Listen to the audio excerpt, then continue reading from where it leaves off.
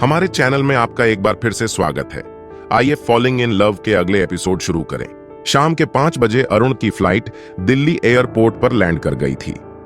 आदित्य अरुण को सिक्योरिटी के साथ उसकी कार में लेकर गया। वह लोग घर के लिए निकल गए। वह लोग एयरपोर्ट से कुछ ही दूर आए थे। आगे रास्ता बंद मिला। ऐसा अक्सर कभी हुआ नहीं था। तुझे पुरानी पूछताछ की तो उन्हें पता चला कि एक बहुत बड़ा एक्सीडेंट हुआ है, इसी वजह से यह वाला रास्ता बंद है। रास्ता शुरू होने में 1 घंटा लगेगा। आदित्य ने कहा, किसी को चोट तो नहीं आई ना? उस आदमी ने कहा, नहीं, किसी को चोट तो नहीं आई, बस 2 ट्रकों का एक्सीडेंट हुआ है और उस ट्रक में जो सामान था वह रास्ते पर बिखर गया है, इसलिए वक्त लग रहा है। अरुण ने कहा, हम इतनी देर रुककर क्या करेंगे? ड्राइवर को दूसरे रास्ते से गाड़ी लेने के लिए कहो। आदित्य ने कहा, ठीक है भाई, और ड्राइवर से कहकर गाड़ी दूसरे रास्ते पर ली। गाड़ी दूसरे रास्ते पर कुछ ही दूर गई थी। तभी पीछे से और आगे से दोनों ओर से डॉट ट्रक आए। वो लोग जल्दी में दिख रहे थे। वो बार बार हॉर्न बजा रहे थे। अरुण के बॉडीगार्ड उन लोगों को रास्ता नहीं दे रहे थे। अरुण ने शीशे में देखा, वो लोग जल्दी में है। उसने आदित्य से कहा, सिक्योरिटी को कहो उन लोगों को आगे जाने दो।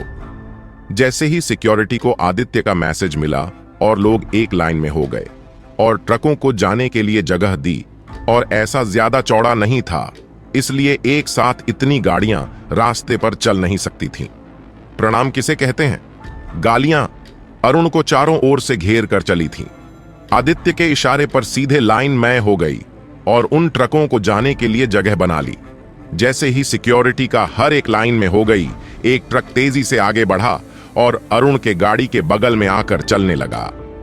सामने से भी एक ट्रक आया और उसने भी दूसरी तरफ से अरुण के गाड़ी के बगल में आ गया। सिक्योरिटी क्वेश्चन खो गया।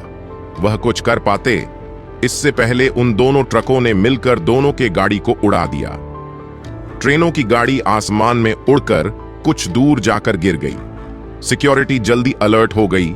कुछ लोग उनके गाड़ी के पीछे भागे और कुछ लोग इन लोगों के पीछे। पर जब तक सिक्योरिटी उन ड्राइवरों को किसी ने गोली से उड़ा दिया था, वह लोग वह उस शख्स को ढूंढने लगे, पर उन्हें वहां कोई नहीं दिखा। बाकी ट्रक वालों ने यह नजारा देखकर वहां से भागने में समझदारी दिखाई और वह लोग वहां से भागने लगे। अरुण की सिक्योरिटी बहुत तेज थी। उन लोगों को उन्होंने जल्द से पकड़ लिया। यहां सिक्योरिटी हेड विहान कुछ बॉडीगार्ड के साथ अरुण की गाड़ी की तरह पहुंच गया था। उन लोगों ने जल्दी से गाड़ी के दरवाजे खोले और गाड़ी में बैठे तीनों लोगों को बाहर निकाला। ड्राइवर की तो पहले से मौत हो चुकी थी। अरुण थोड़े होश में था, पर आदित्य पूरी तरह बेहोश हो चुका था। जब आदित्य को एहसास हुआ तो आदित्य ने अरुण को कवर कर लिया था, जिसकी वजह से आदित्य को ज्यादा मार लगी थी। सिक्योरिटी हेड विहान ने अरुण को संभाला हुआ था।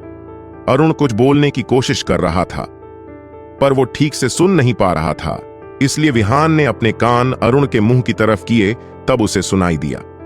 अरुण ने कहा, मेरी फिक्र मत करो, आदित्य को बचा लो, मुझे ज्यादा कुछ नहीं हुआ है, उसे बहुत मार लेगी है। विहान ने कहा, उसे हमारे बॉडीगार्ड ने संभाल लिया है और उसका प्राइमरी स्टेटमेंट शुरू कर दिया है और एम्बुलेंस का भी कॉल किया है। अभी एम्बुलेंस आती होगी, बस कुछ देर सब्र रखिए। अपनी आंखें मत बंद कीजिए, मैं आपको कुछ नहीं होने दूंगा, मैं आप दोनों को कुछ भी नहीं होने दूंगा। अरुण विहान की तरफ देखकर मुस्कुराया और वहीं बेहोश हो गया। विहान ने अरुण का मुंह थपथपाया। अरुण होश में नहीं आया। तभी एम्बुलेंस की आवाज आ गई। एम्बुलेंस आ चुकी थी, पर ट्रकों ने उसका रास्ता जाम कर दिया था, इसलिए वह हादसे वाली जगह पहुंच नहीं पा रही थी। बाकी सिक्योरिटी वालों ने आकर बताया, एम्बुलेंस यहां तक पहुंच नहीं पा रही, हम लोगों को जैसे तैसे करके उन लोगों तक पहुंचना होगा। विहान ने सबको इंस्ट्रक्शन दिए और आदित्य को आगे लेकर जाने के लिए कहा। बाकी सिक्योरिटी वाले आदित्य को जैसे तैसे करके एम्बुलेंस तक लेकर गए। विज्ञान के साथ 2 सिक्योरिटी गार्ड थे। उनके मदद से विहान ने अरुण को एम्बुलेंस तक पहुंचाया और वह भी उनके साथ एम्बुलेंस में बैठ गया। बाकी सिक्योरिटी गाड़ी निकालकर एम्बुलेंस के बराबर चलने लगे। अरुण और आदित्य को उनके मल्टी स्पेशलिस्ट हॉस्पिटल में लाया गया। हॉस्पिटल वालों को पहले से आगाह कर दिया गया था, इसलिए सब लोग पहले से तैयारी में थे। डॉक्टरों की एक टीम पहले से हॉस्पिटल के बाहर एम्बुलेंस आने का इंतजार कर रही थी। और बाकी डॉक्टरों की टीम अंदर ऑपरेशन थिएटर में प्रिपरेशन कर रही थी। खुशी और कावेरी को भी ऑपरेशन थिएटर की प्रिपरेशन करने जाना पड़ा। एक्सीडेंट का केस था, इसलिए कावेरी और मानसिका वहां होना जरूरी था। खुशी ने देखा कावेरी बहुत जल्दी जल्दी में वहां प्रिपरेशन कर रही है। खुशी ने कहा, आप इतनी जल्दी जल्दी क्यों कर रही हैं? कावेरी ने काम करते हुए कहा, तुम भी जल्दी करो, शायद तुम्हें पता नहीं जिनका एक्सीडेंट हुआ है वह इस हॉस्पिटल के मालिक है, इसलिए हम सभी डॉक्टरों को अपना बेस्ट देना होगा। हमसे कोई भी गलती या कोई भी चूक नहीं होनी चाहिए। कावेरी की बात सुनकर मन से भी जल्दी जल्दी अपने हाथ चलाने लगी और पूरा ऑपरेशन थिएटर जल्दी से जल्दी कर दिया। सभी मशीनों का पहले से चेक कर दिया। ऑपरेशन थिएटर एकदम से रेडी हो गया। एम्बुलेंस आकर हॉस्पिटल के बाहर आकर के सब लोग एम्बुलेंस के पास जाकर खड़े हो गए। अरुण और आदित्य को स्ट्रेचर पर लिटाकर अंदर ऑपरेशन थिएटर में ले जाया गया। ऑपरेशन थिएटर में पहले से एक डॉक्टर मौजूद थे। उन लोगों ने जल्दी से उनका ट्रीटमेंट शुरू कर दिया। आदित्य और अरुण के सिर पर बहुत चोट लगी थी। पहले उन लोगों की चोट साफ करके उन्हें ड्रेसिंग कर दी। उसके बाद पूरे बॉडी को मशीनों के द्वारा एग्जामिनेशन कराया गया। जब उनके बॉडी का एग्जामिनेशन हुआ तब डॉक्टरों को यह पता चला कि अरुण के पैरों की हड्डी का बहुत सारा हिस्सा दाम है। उन लोगों ने डॉक्टर कावेरी को आगे बुलाया। डॉक्टर कावेरी ने आकर पेशेंट की कंडीशन देखी और अपना काम शुरू करने लगी। उसने अपनी हेल्थ के लिए मानसी ओगे बुलाया। खुशी आगे आ गई। खुशी ने जैसा पेशेंट का चेहरा देखा, खुशी ने अपने मुंह पर हाथ रख लिया। डॉक्टर कावेरी ने इशारे से पूछा, क्या हुआ? खुशी ने अपना सिर नाम मैं हिलाया। कावेरी ने जल्दी से ऑपरेशन शुरू कर दिया। खुशी की आंखों में अरुण को ऐसे देखकर आंसू आ गए थे। अपने आंसू रोक नहीं पा रही थी। किसी भी पेशेंट का ट्रीटमेंट करते समय इमोशनल होना खतरा हो सकता था। खुशी अब ज्यादा देर वहां रुक नहीं सकती थी। खुशी ने जो अपने हाथों में सामान था वह एक नर्स के हाथ में पकड़ाया और वहां से चली गई। डॉक्टर कावेरी ने खुशी को जाते हुए देखा, पर डॉक्टर कावेरी ने खुशी की आंखों में आंसू नहीं देखे थे। खुशी ऑपरेशन थिएटर से बाहर आई। बाहर पहले से अरुण की पूरी फैमिली आई हुई थी। उन लोगों ने खुशी को ऑपरेशन थिएटर से बाहर आते हुए देखा और कहा, क्या हुआ, सब ठीक तो है ना? खुशी ने कहा, मैं अभी कुछ बता नहीं सकती, अभी ऑपरेशन चल रहा है, उसके बाद ही कुछ बता सकती हूँ। मैं अभी कुछ सामान लेने के लिए जा रही हूँ, बाद में आपसे बात करूंगी। इतना कहकर वो वहां से चली गई। खुशी कावेरी के केबिन में चली गई। खुशी के आंसू अब रुकने का नाम नहीं ले रहे थे, वह बहने लगे। खुशी अरुण की ऐसी हालत देख नहीं सकती थी। खुशी कभी किसी पेशेंट के लिए नहीं रोई थी, पर आज वो खुद को रोक नहीं पाई। कुछ दिनों में उसे अरुण के फीलिंग्स पैदा हुई थी। उसने खुद को बहुत रोक लिया था, पर उसका दिल तो अरुण के लिए धड़क रहा था। इसका तो यह नतीजा था कि वह अरुण को ऐसी हालत में देखकर खुद को रोने से रोक नहीं पाई। खुशी ने भगवान के सामने हाथ जोड़े और भगवान से कहा, अरुण सर को जल्दी से ठीक करें, आपने मुझसे मेरे सब लोग को अलग किया है, अब इन्हें मत कीजिए। इतना कहकर वो जोर जोर से रोने लगी। खुशी 2 घंटे से रो रही थी। मासी को पता भी नहीं चला कि वह कब से हो रही है। यहाँ 2 घंटे बाद ऑपरेशन थिएटर का दरवाजा खुला। सब डॉक्टर बाहर आ गए। दादी जी ने डॉक्टर से पूछा, अब दोनों कैसे हैं? डॉक्टर ने कहा, फिलहाल तो हम कुछ नहीं बता सकते, हमें उन्हें होश में आने का इंतजार करना होगा, उसके बाद हम आपको कुछ बता पाएंगे।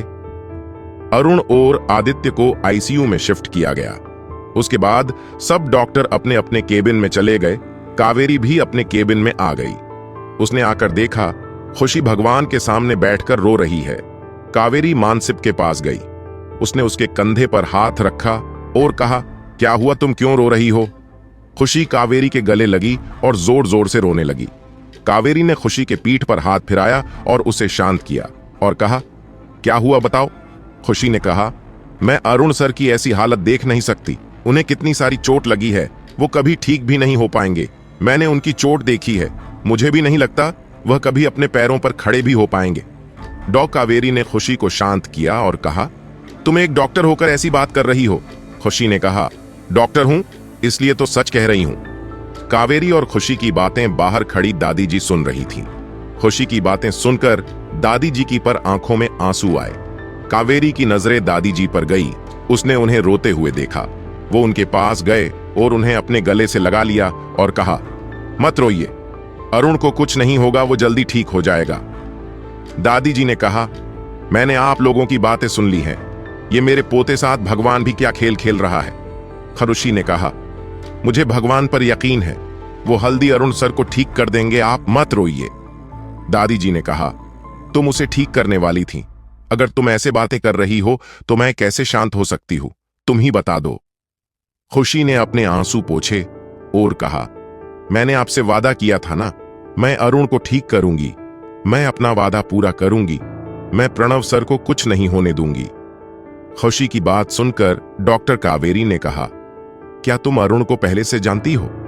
खुशी ने कहा, मैं उसकी डॉक्टर हूं। कावेरी ने कहा, पर तुम्हारी रोने से तो ऐसे लगता तुम सिर्फ उसकी डॉक्टर हो। कावेरी आगे कुछ कह पाती, उससे पहले खुशी ने कहा, मैं उनकी डॉक्टर ही हूं। कावेरी ने आगे कुछ कहना ठीक नहीं समझा और कहा, ठीक है, तुम अब घर पर जाओ, कल आना। खुशी ने कहा, नहीं, मैं यही रुक रही हूं अरुण सर के पास।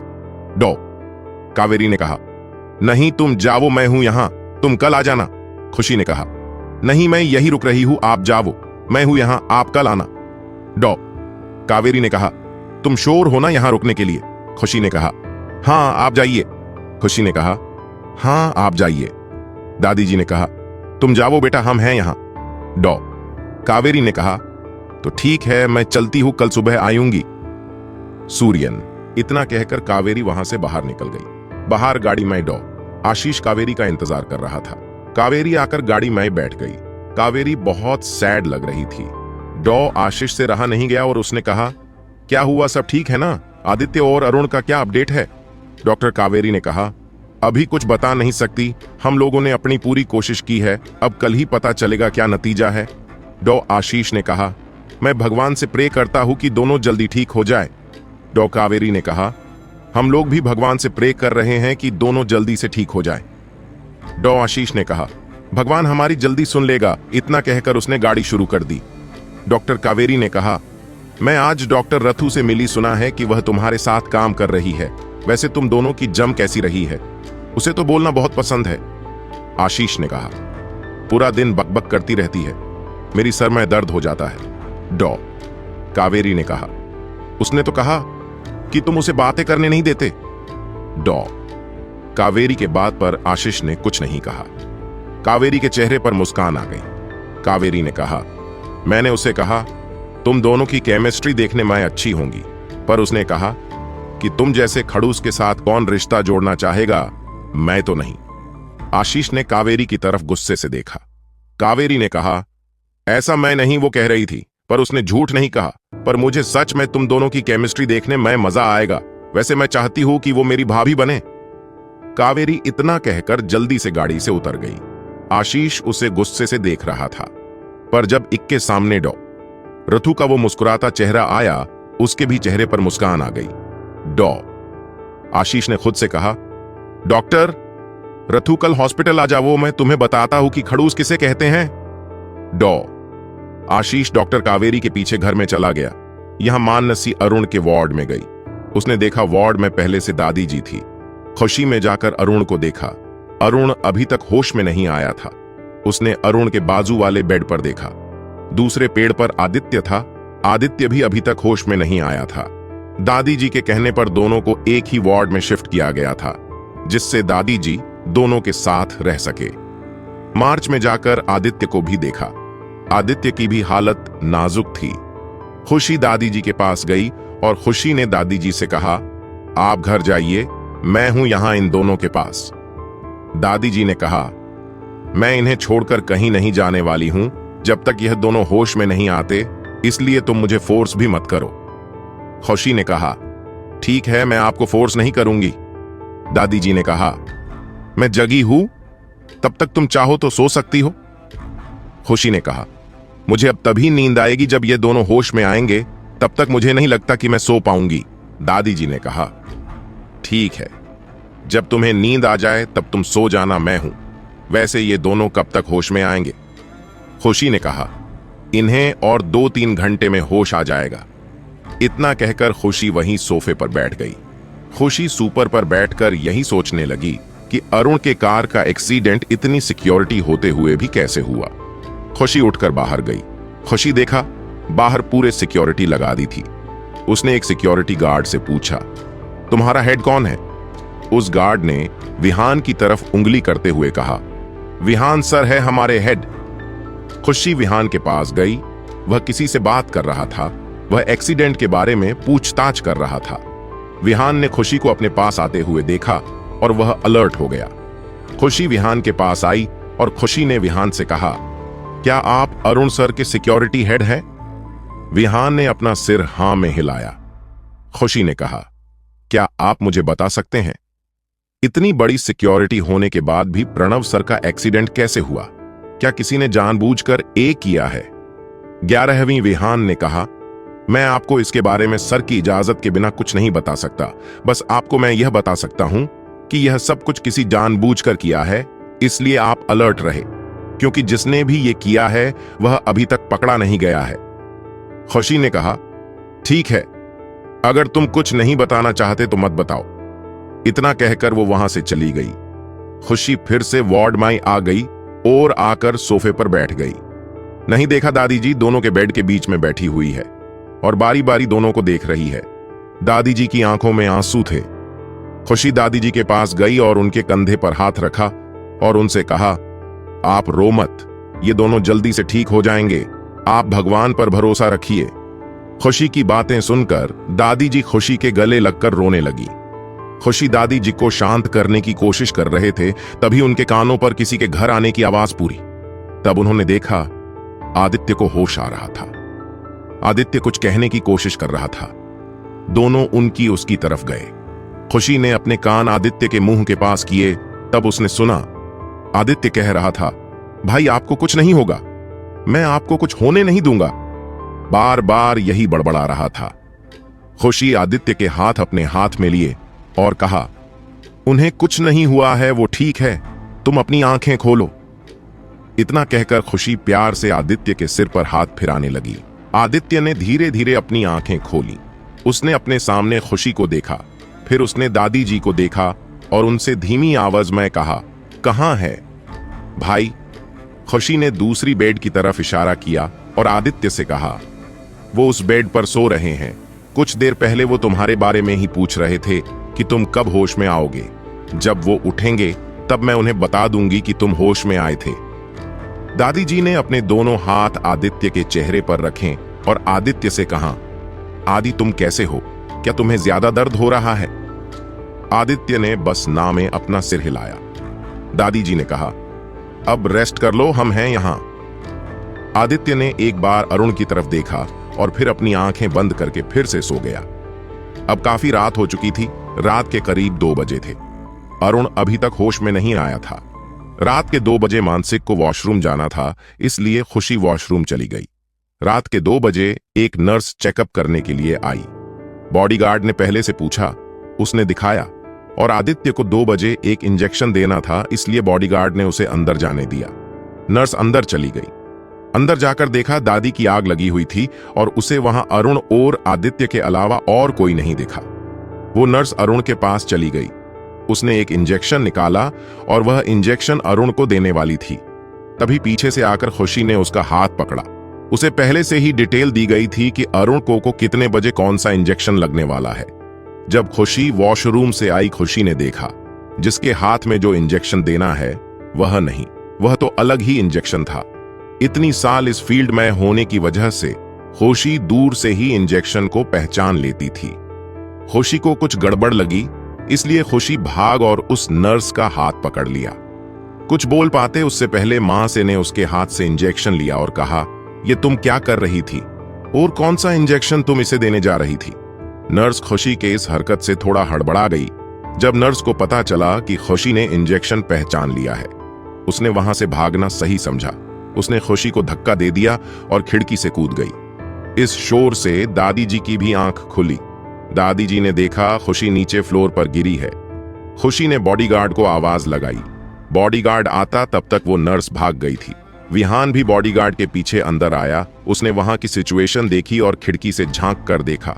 उसने देखा उसे नीचे एक नर्स भागती हुई दिखाई दी। उसे जल्दी से अपने सिक्योरिटी को कॉल किया, उस लड़की को पकड़ने के लिए कहा, पर वह लड़की इतनी तेज थी कि वो सिक्योरिटी के आंखों में धूल झोंक कर वहां से भाग गई।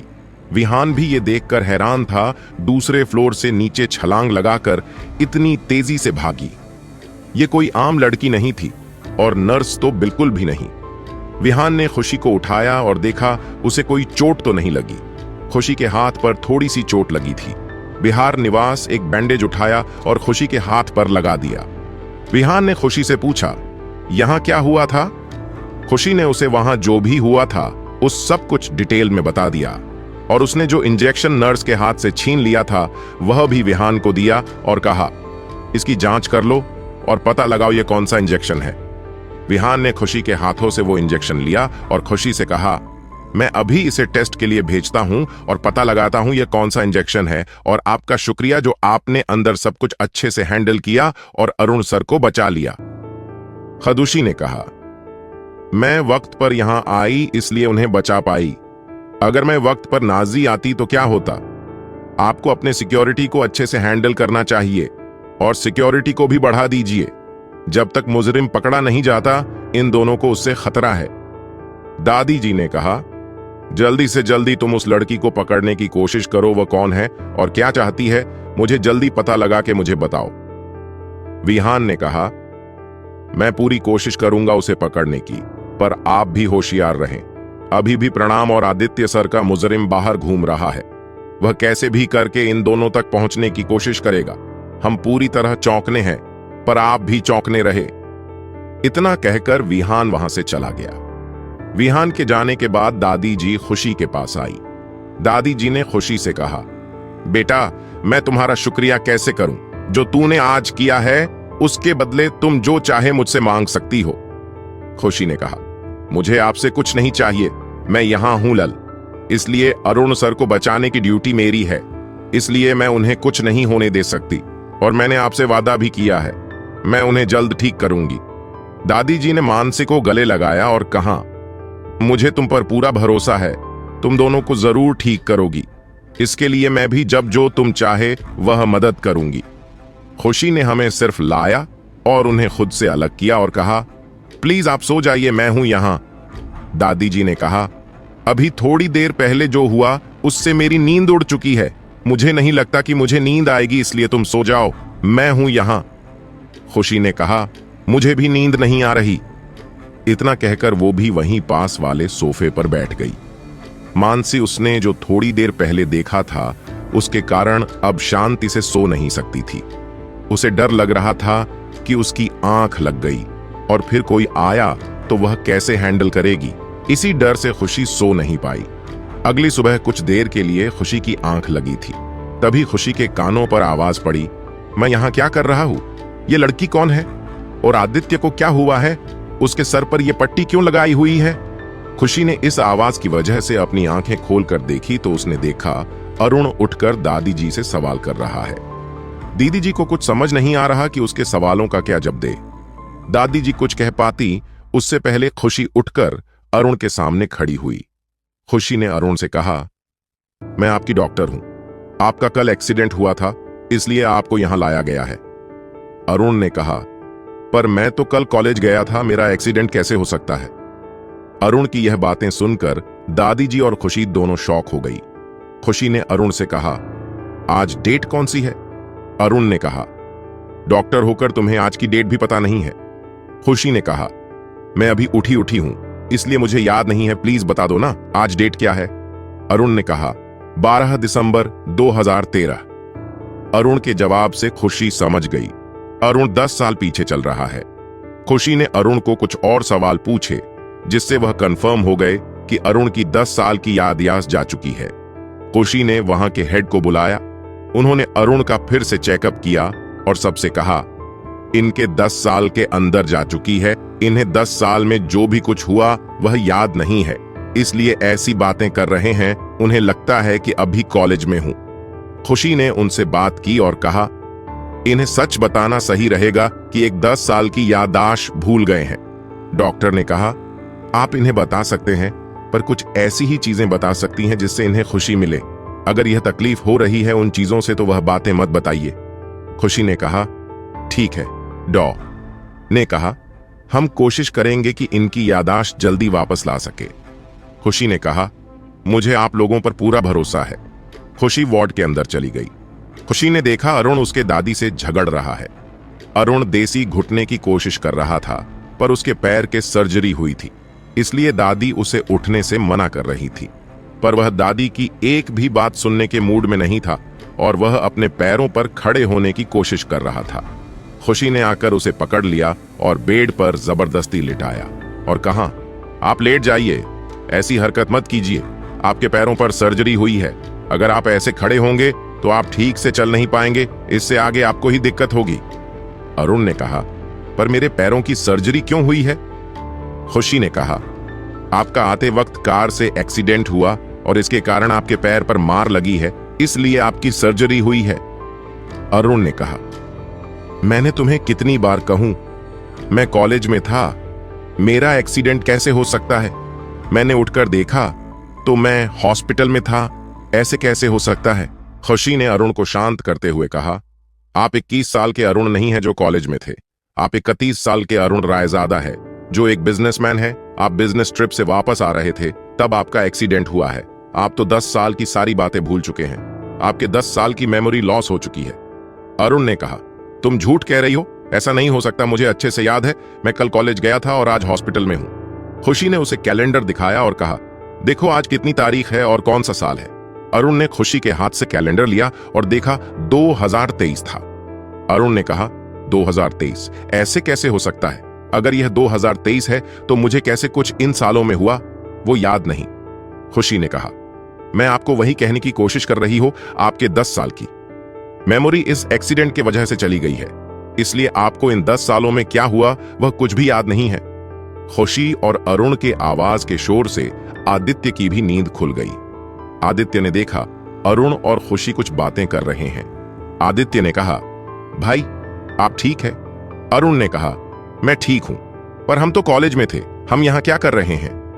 आदित्य ने कहा, भाई हम कॉलेज में नहीं थे, हम बिजनेस ट्रिप पर गए थे, आते वक्त हमारा एक्सीडेंट हो गया, इसलिए हम यहां हैं। अरुण ने आदित्य से कहा, आज तारीख कौन सी है?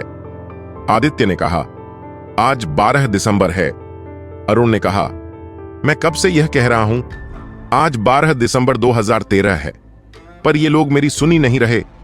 अरुण की बातें सुनकर आदित्य ने कहा, भाई यह 2013 नहीं 2023 है, मुझे लगता है आप शायद भूल गए हैं। अरुण ने अपना सिर खुजाया, पर उसे कुछ याद नहीं आया। अरुण ने कहा, ठीक है 2023 से 2023 पर यह 10 सालों में क्या हुआ मुझे कोई बता सकता है? दादी जी ने कहा, मैं तुम्हें सब बता दूंगी, पहले तुम थोड़ा रेस्ट कर लो, उसके बाद मैं तुम्हें सब कुछ बता दूंगी। अरुण ने कहा, ठीक है, मैं अभी सोता हूं, पर मैं उठने के बाद मुझे सब कुछ बता देना, कुछ भी बात मुझसे मत छुपाना। इतना कहकर अरुण सो गया। अरुण के सोने के बाद वहां स्वरा और प्रताप आए। जैसे अरुण होश में आया था, उन्हें हॉस्पिटल के डॉक्टर ने बता दिया था कि अरुण होश में आया है, इसीलिए दोनों अरुण से मिलने आ गए। उन्होंने आकर देखा अरुण सो गया है। वह डॉक्टर से मिलने गई है और डॉक्टर से पूछना चाहते थे कि अरुण और आदित्य की हालत कैसी है, इसलिए हॉस्पिटल के सबसे सीनियर डॉक्टर से मिलने गए। प्रताप ने जाकर डॉक्टर से कहा, अब दोनों की तबीयत कैसी है?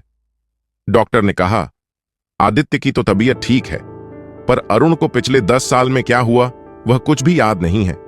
वो एक कॉलेज स्टूडेंट की तरह पेश आ रहा है और उनकी एक पैर की हड्डी काफी जगह टूटी है, वो शायद ही कभी अपने दोनों पैरों पर खड़ा हो पाएगा। प्रताप ने कहा, इसका कोई इलाज नहीं है। डॉक्टर ने कहा, डॉक्टर कावेरी आपको इसके बारे में डिटेल बता सकती हैं, आप उससे एक बार पूछ लीजिए। स्वरा ने कहा, वह कब तक आने वाली है? डॉक्टर ने कहा, 9 बजे आती है, बस अब आने वाली होगी।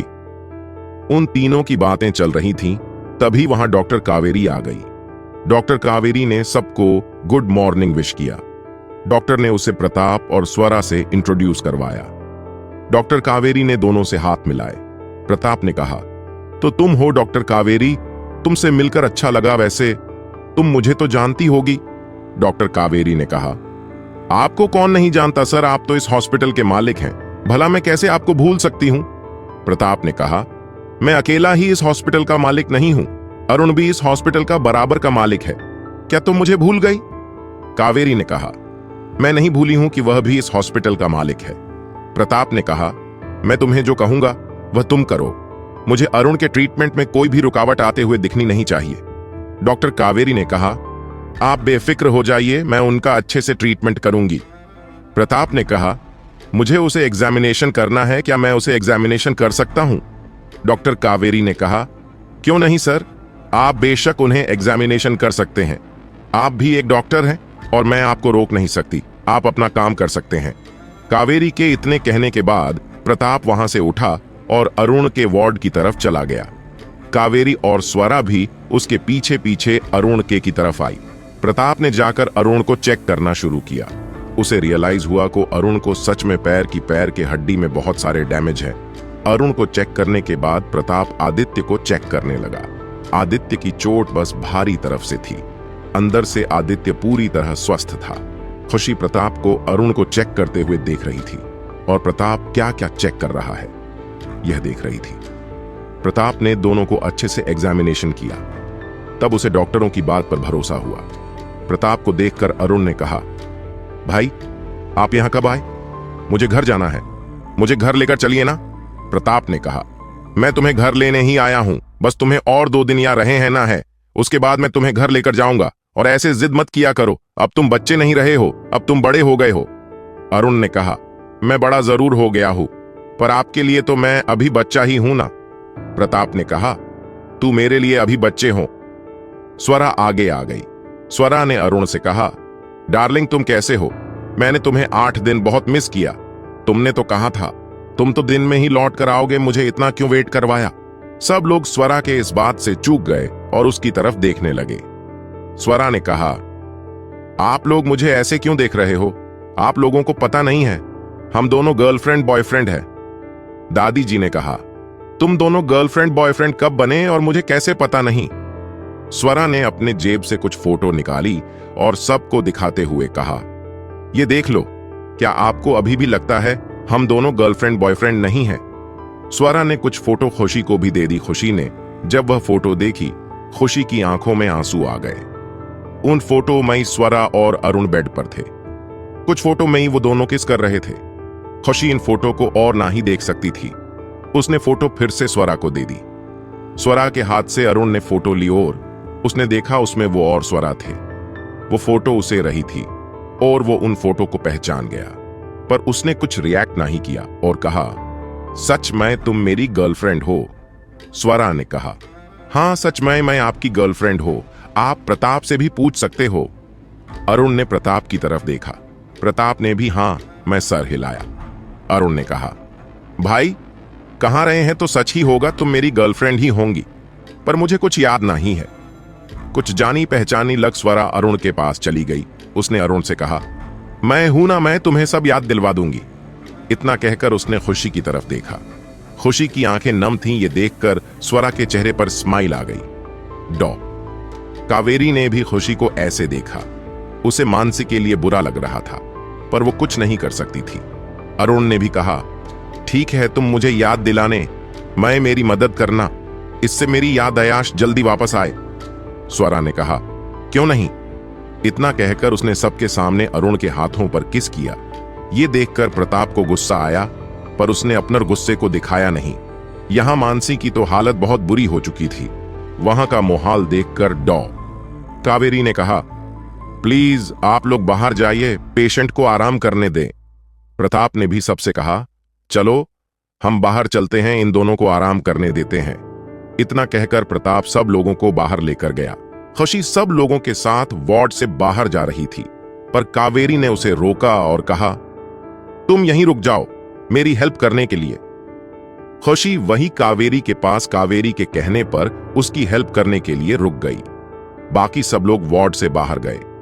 डॉक्टर कावेरी ने आदित्य के बैंडेज बदली और फिर से ड्रेसिंग कर दी। कावेरी ने खुशी से कहा, तुम अरुण के बैंडेज बदल दो और उसके कपड़े भी बदल दो और उसे दूसरे कपड़े पहना दो। उसके कपड़े वहां चेयर पर रखे हुए हैं।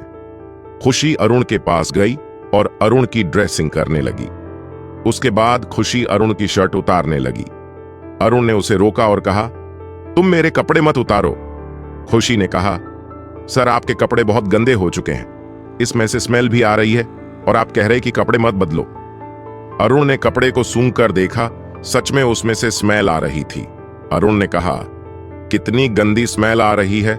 खुशी ने कहा, इसलिए तो मैं आपसे कह रही हूं कपड़े बदलने के लिए। अरुण ने कहा, तू नहीं, मेरी कपड़े बदलोगी, किसी मेल डॉक्टर को भेजो मेरे कपड़े बदलने के लिए। डॉक्टर कावेरी ने कहा, कोई मेल डॉक्टर नहीं आएगा तो मैं इससे ही काम चलाना होगा। वैसे भी इससे छुपाने वाली कौन सी बात है, शायद इसने सब कुछ देख लिया होगा जो तुम छुपाना चाहते हो। खुशी और अरुण दोनों ने हैरानी से कावेरी की तरफ देखा। कावेरी ने कहा, यह तुम्हारी डॉक्टर है, इसने तुम्हारे पहले भी चेकअप किया हुआ है, इसका मतलब इतने बिना कपड़ों के पहले देख लिया है, तो आप क्यों शर्मा रहे हो। अरुण ने अब घूर कर खुशी की तरफ देखा और कहा, तुम्हारी हिम्मत कैसी हुई मुझे बिना कपड़ों की देखने की। मासी ने कहा, मैंने तब आपके परमिशन से ही आपके कपड़े उतारे थे और आपका चेकअप किया था, आप मुझे उसके लिए जिम्मेदार नहीं ठहरा सकते। अरुण ने कहा, ठीक है, और अपनी आंखें बंद कर ली। ऑक्सन एम खुशी ने पहले अरुण का शर्ट उतारा, उसके बाद उसने अरुण की पैंट उतारी। अरुण ने अपनी आंखें बंद ही रखी थीं। खुशी में एक गिला तौलिया लिया और उससे अरुण की बॉडी को पोंछने लगी। खुशी अरुण की बॉडी साफ करते वक्त बहुत करीब थी। उसकी दिल की धड़कन बढ़ चुकी थी, प्रणाम के भी दिल की धड़कन बढ़ी हुई थी। खुशी ने अपने धड़कनों को काबू किया। खुशी ने अरुण की पूरी बॉडी साफ कर दी। खुशी ने चेयर से अरुण के कपड़े लिए और अरुण को पहना दिए। कपड़े पहनाने के बाद खुशी ने अरुण को बेड पर लिटा दिया। अरुण को बेड पर लिटाने के बाद खुशी ने रनों की मेडिसिन चेक की जो उसे अभी अरुण को देनी थी। उसने मेडिसिन चेक करके अरुण को मेडिसिन दी। यहां डॉक्टर कावेरी ने आदित्य की ड्रेसिंग पूरी की थी और उसे कपड़े भी बदल दिए थे। डॉक्टर कावेरी खुशी को आवाज दी और कहा, तुम्हारा हो गया हो तो चलो। खुशी ने कहा, मेरा हो गया है, चलिए। खुशी कावेरी के साथ बाकी पेशेंट को देखने गई। सभी पेशेंट को देखने के बाद खुशी ने कावेरी से कहा, क्या मैं कुछ देर आराम कर सकती हूं, मुझे पूरी रात नींद नहीं आई। डॉक्टर कावेरी ने कहा, ठीक है, तुम मेरे केबिन में जाकर आराम कर सकती हो, तुम्हें वहां कोई भी डिस्टर्ब नहीं करेगा। वैसे मुझे तुम्हें कुछ पूछना था, क्या मैं पूछ सकती हूं? खुशी ने कहा, आप पूछ सकती हैं, बोले क्या कहना था। डॉक्टर कावेरी ने कहा, अरुण और तुम्हारे बीच में क्या रिश्ता है, तो मैं उसके लिए इमोशनल होते हैं। मैंने देखा है, मुझे नहीं लगता कि तुम दोनों डॉक्टर और पेशेंट हैं। मुझे सच बताओ, तुम दोनों में क्या रिश्ता है? मुझसे झूठ बोलने की कोशिश भी मत करना। खुशी ने कहा, जैसा आप समझ रहे हैं ऐसा कुछ नहीं है, हम दोनों में कोई रिश्ता नहीं है, मैं बस उनके डॉक्टर हूं। डॉक्टर कावेरी ने कहा, मैंने तुम्हें कहा था मुझसे झूठ बोलने की कोशिश भी मत करना। मैंने अभी थोड़ी देर पहले अरुण के वार्ड में जो कुछ हुआ वह देखा है, उससे साफ पता चलता है कि तुम्हारे दिल में उसके लिए कुछ तो है। खुशी कावेरी से अब और झूठ बोल नहीं सकती थी। खुशी ने कहा, हम दोनों में सच में कोई रिश्ता नहीं है, पर मुझे नहीं पता कि मैं उनके लिए क्या फील करती हूं, पर मुझे उन्हें देखकर बुरा लगता है। मैं हूं इस हालत में नहीं देख सकती और ना किसी लड़की को उनके इतना करीब देख सकती हूं। इसके अलावा मुझे और कुछ नहीं कहना। डॉक्टर कावेरी ने कहा, इसका मतलब है तुम्हें अरुण से प्यार हो गया है, इसलिए तुम अरुण के लिए इतना प्रोटेक्टिव हो। खुशी ने कहा, यह नहीं हो सकता, मैं उसे प्यार नहीं कर सकती। वो मेरे परेशान थे और उनमें और मुझ में जमीन आसमान का फासला है जिसे हम चाहकर भी मिटा नहीं सकते। इसलिए आप मेरे इस फिल्म को प्यार का नाम मत दीजिए। इतना कहकर खुशी वहां से कावेरी के केबिन में आराम करने के लिए चली गई। कावेरी ने खुद से कहा, मैं भी देखती हूं तुम अपने फीलिंग्स को कब तक छुपा पाती हो। तुम्हें एक ना एक दिन कबूल करना होगा कि तुम अरुण से प्यार करती हो और उसके बिना रह नहीं सकती। अब मुझे बस यह जानना है कि अरुण के दिल में तुम्हारे लिए क्या है। तुम्हारे दिल का हाल तो मैंने देख लिया है। इतना कहकर कावेरी मुस्कुराई। कावेरी वहां से बाकी पेशेंट को देखने के लिए गई। यहां मासी कावेरी के केबिन में आकर टेबल पर सिर रखकर सो गई। नींद आने की वजह से उसका सिर भारी हो गया था, इसलिए उसे टेबल पर सर रखते ही नींद आ गई। एक के बाद एक फैमिली के लोग अरुण और आदित्य से मिलने आ रहे थे। पार्थ और उसकी पूरी फैमिली भी अरुण से मिलने आ गई। उन लोगों को अभी तक पता नहीं चला था कि अरुण की मेमोरी लॉस हुई है। वो लोग उससे मिलने आए। उन्होंने अरुण की तबीयत के बारे में पूछा। अरुण को उनसे से बात करते हुए यह पता चला कि वह लोग अलग रह रहे हैं। अरुण ने कहा, चाचा जी, आप हमारे साथ क्यों नहीं रहते? अरुण के चाचा ने कहा, तुमने जो रूल्स बनाए थे हमने उसे फॉलो नहीं किया, इसलिए हम लोगों को घर से निकाला गया। अरुण ने कहा, सच? मैंने ऐसा किया, पर मुझे तो कुछ भी याद नहीं है। आप एक काम करिए, आप भी हमारे साथ रहने चले। मैं अपने पूरे फैमिली के साथ रहना चाहता हूं। अरुण की ये बात सुनकर पार्थ बहुत खुश हो गया। पार्थ ने कहा, सच में भाई, हम वहां रहने आ सकते हैं? अरुण ने कहा, वह तुम्हारा ही तो घर है, तुम क्यों वहां ना ही रह सकते? हम साथ में रहेंगे। मुझे सब फैमिली एक साथ एक छत के नीचे चाहिए। मैं नहीं जानता है मैंने क्यों आप लोगों को घर से बाहर निकाला था, पर अब मैं चाहता हूं कि सब हम एक साथ रहें। समर ने कहा, हम सब लोग यही चाहते हैं, हम सब एक साथ रहे, पर तुम्हारे एक फैसले की वजह से हम उस घर से दूर रहे हैं। अच्छा हुआ तो मैं अभी रियलाइज हुआ कि फैमिली कितनी इंपॉर्टेंट है। अरुण ने कहा, भाई जाने दो ना पहले बातें, मैं पहले का सब भूल चुका हूं, मुझे कुछ याद नहीं है, तो पहले बातें भी करके क्या फायदा है? आप अपना सामान रायजादा मेंशन में शिफ्ट कर दीजिए। पार्थ ने कहा, भाई मैं अभी किसी को कहकर सारा सामान रायजादा मेंशन में शिफ्ट करवाता हूं। आज से हम सब लोग एक साथ रहेंगे, पूरी फैमिली की तरह। अरुण ने कहा, हम सब एक साथ एक फैमिली की तरह रहेंगे। मुझे आप लोगों के साथ ही खुशी मिलती है, आप लोगों के बिना खुशी नहीं मिलती। अरुण ने उन्हें रायजादा मेंशन में रहने की परमिशन दी थी, इसलिए सब लोग बहुत खुश थे। सबसे ज्यादा समर खुश था कि उसे रायजादा मिशन में रहने की इजाजत मिली है। समर कब से चाहता था कि वह फिर से रायजादा मेंशन में रहने के लिए आए। समर का यह सपना पूरा होने वाला था, बस अब उसे कैसे भी करके उसे मेंशन को अपने नाम करवाना था, जो वो बिना मेंशन में बिना रहकर नहीं सकता था। रायजादा मेंशन अभी भी सावित्री जी के नाम पर था। उनके मरने के बाद वह मेंशन प्रताप और अरुण के नाम होने वाला था, इसीलिए समर को पहले ही वह मेंशन दादी जी से अपने नाम करवाना था, जिसके लिए उसे दादी की नजरों में अच्छा बनना पड़ेगा। समर वहां जाकर उसे क्या करना है इसकी प्लानिंग पहले से करने लगा। यहां लगभग आप दोपहर हो गई थी। खुशी ने अपनी नींद पूरी कर ली थी। अगर खुशी को 2 घंटे की नींद भी मिले तो खुद को फ्रेश फील करती थी। बासी रोटी और व्हाट्सएप में जाकर फेश हो गई। अब लंच ब्रेक हो चुका था। डॉक्टर कावेरी भी अपने केबिन में आ गई थी। कावेरी ने खुशी से कहा, तुम्हारी नींद हो गई तो चलो लंच करने चलते हैं, लंच का वक्त हो गया है। उन्होंने बातें कर रही थीं, तभी खुशी का कॉल बजा। खुशी ने अपना मोबाइल देखा तो उसे डॉक्टर रथु कॉल कर रही थी। खुशी ने कॉल उठाया। जैसे खुशी ने कॉल उठाया, डॉक्टर रथु ने कहा, तुम कहां हो? क्या तुम आज हॉस्पिटल नहीं आई? खुशी ने कहा, मैं हॉस्पिटल में ही हूं, तुम कहां हो बताओ? डॉ ऋतु ने कहा, मैं कैंटीन के तरफ जा रही हूं। खुशी ने कहा, हम भी कैंटीन की तरफ ही आ रहे हैं, वही हमारा वेट करो, हम बस निकल रहे हैं। इतना कहकर खुशी ने कॉल रख दिया। डॉक्टर कावेरी ने कहा, किसका कॉल था? खुशी ने कहा, डॉ रथु का कॉल था, वह कैंटीन में हमारा वेट कर रही है। कावेरी ने कहा, तो चलो जल्दी चलो, उसे वेट मत करवाओ। इतना कहकर कावेरी ने खुशी का हाथ पकड़ा और उसे लेकर कैंटीन की तरह चली गई। उन दोनों ने कैंटीन में जाकर देखा, डॉक्टर रथु बैठी हुई है और उनके आने का इंतजार कर रही है। वह दोनों उसके पास गए। तीनों ने पहला खाना लिया और टेबल पर बैठ गए। डॉ रथु ने कहा, तुम कहां थी? सुबह से मुझे दिखाई नहीं दी और कल भी जाते वक्त तुम मुझे नहीं दिखी। खुशी ने कहा, कल एक इमरजेंसी थी, इसलिए मैं कल हॉस्पिटल में ही रुकी थी, इसलिए मैं तुम्हें कल दिखी नहीं। उन तीनों की बातें चल रही थीं, तभी वहां डॉक्टर आशीष आया। डॉ रथु की नजरें उस पर गईं। डॉ रथु ने कहा, ये क्या कर रहा है? डॉक्टर रथु की बात सुनकर खुशी ने और कावेरी ने भी उस ओर देखा तो उन्हें वहां आशीष दिखाई दिया। डॉक्टर कावेरी ने कहा, आशीष ये यहां क्या कर रहा है? आशीष उन तीनों के पास गया।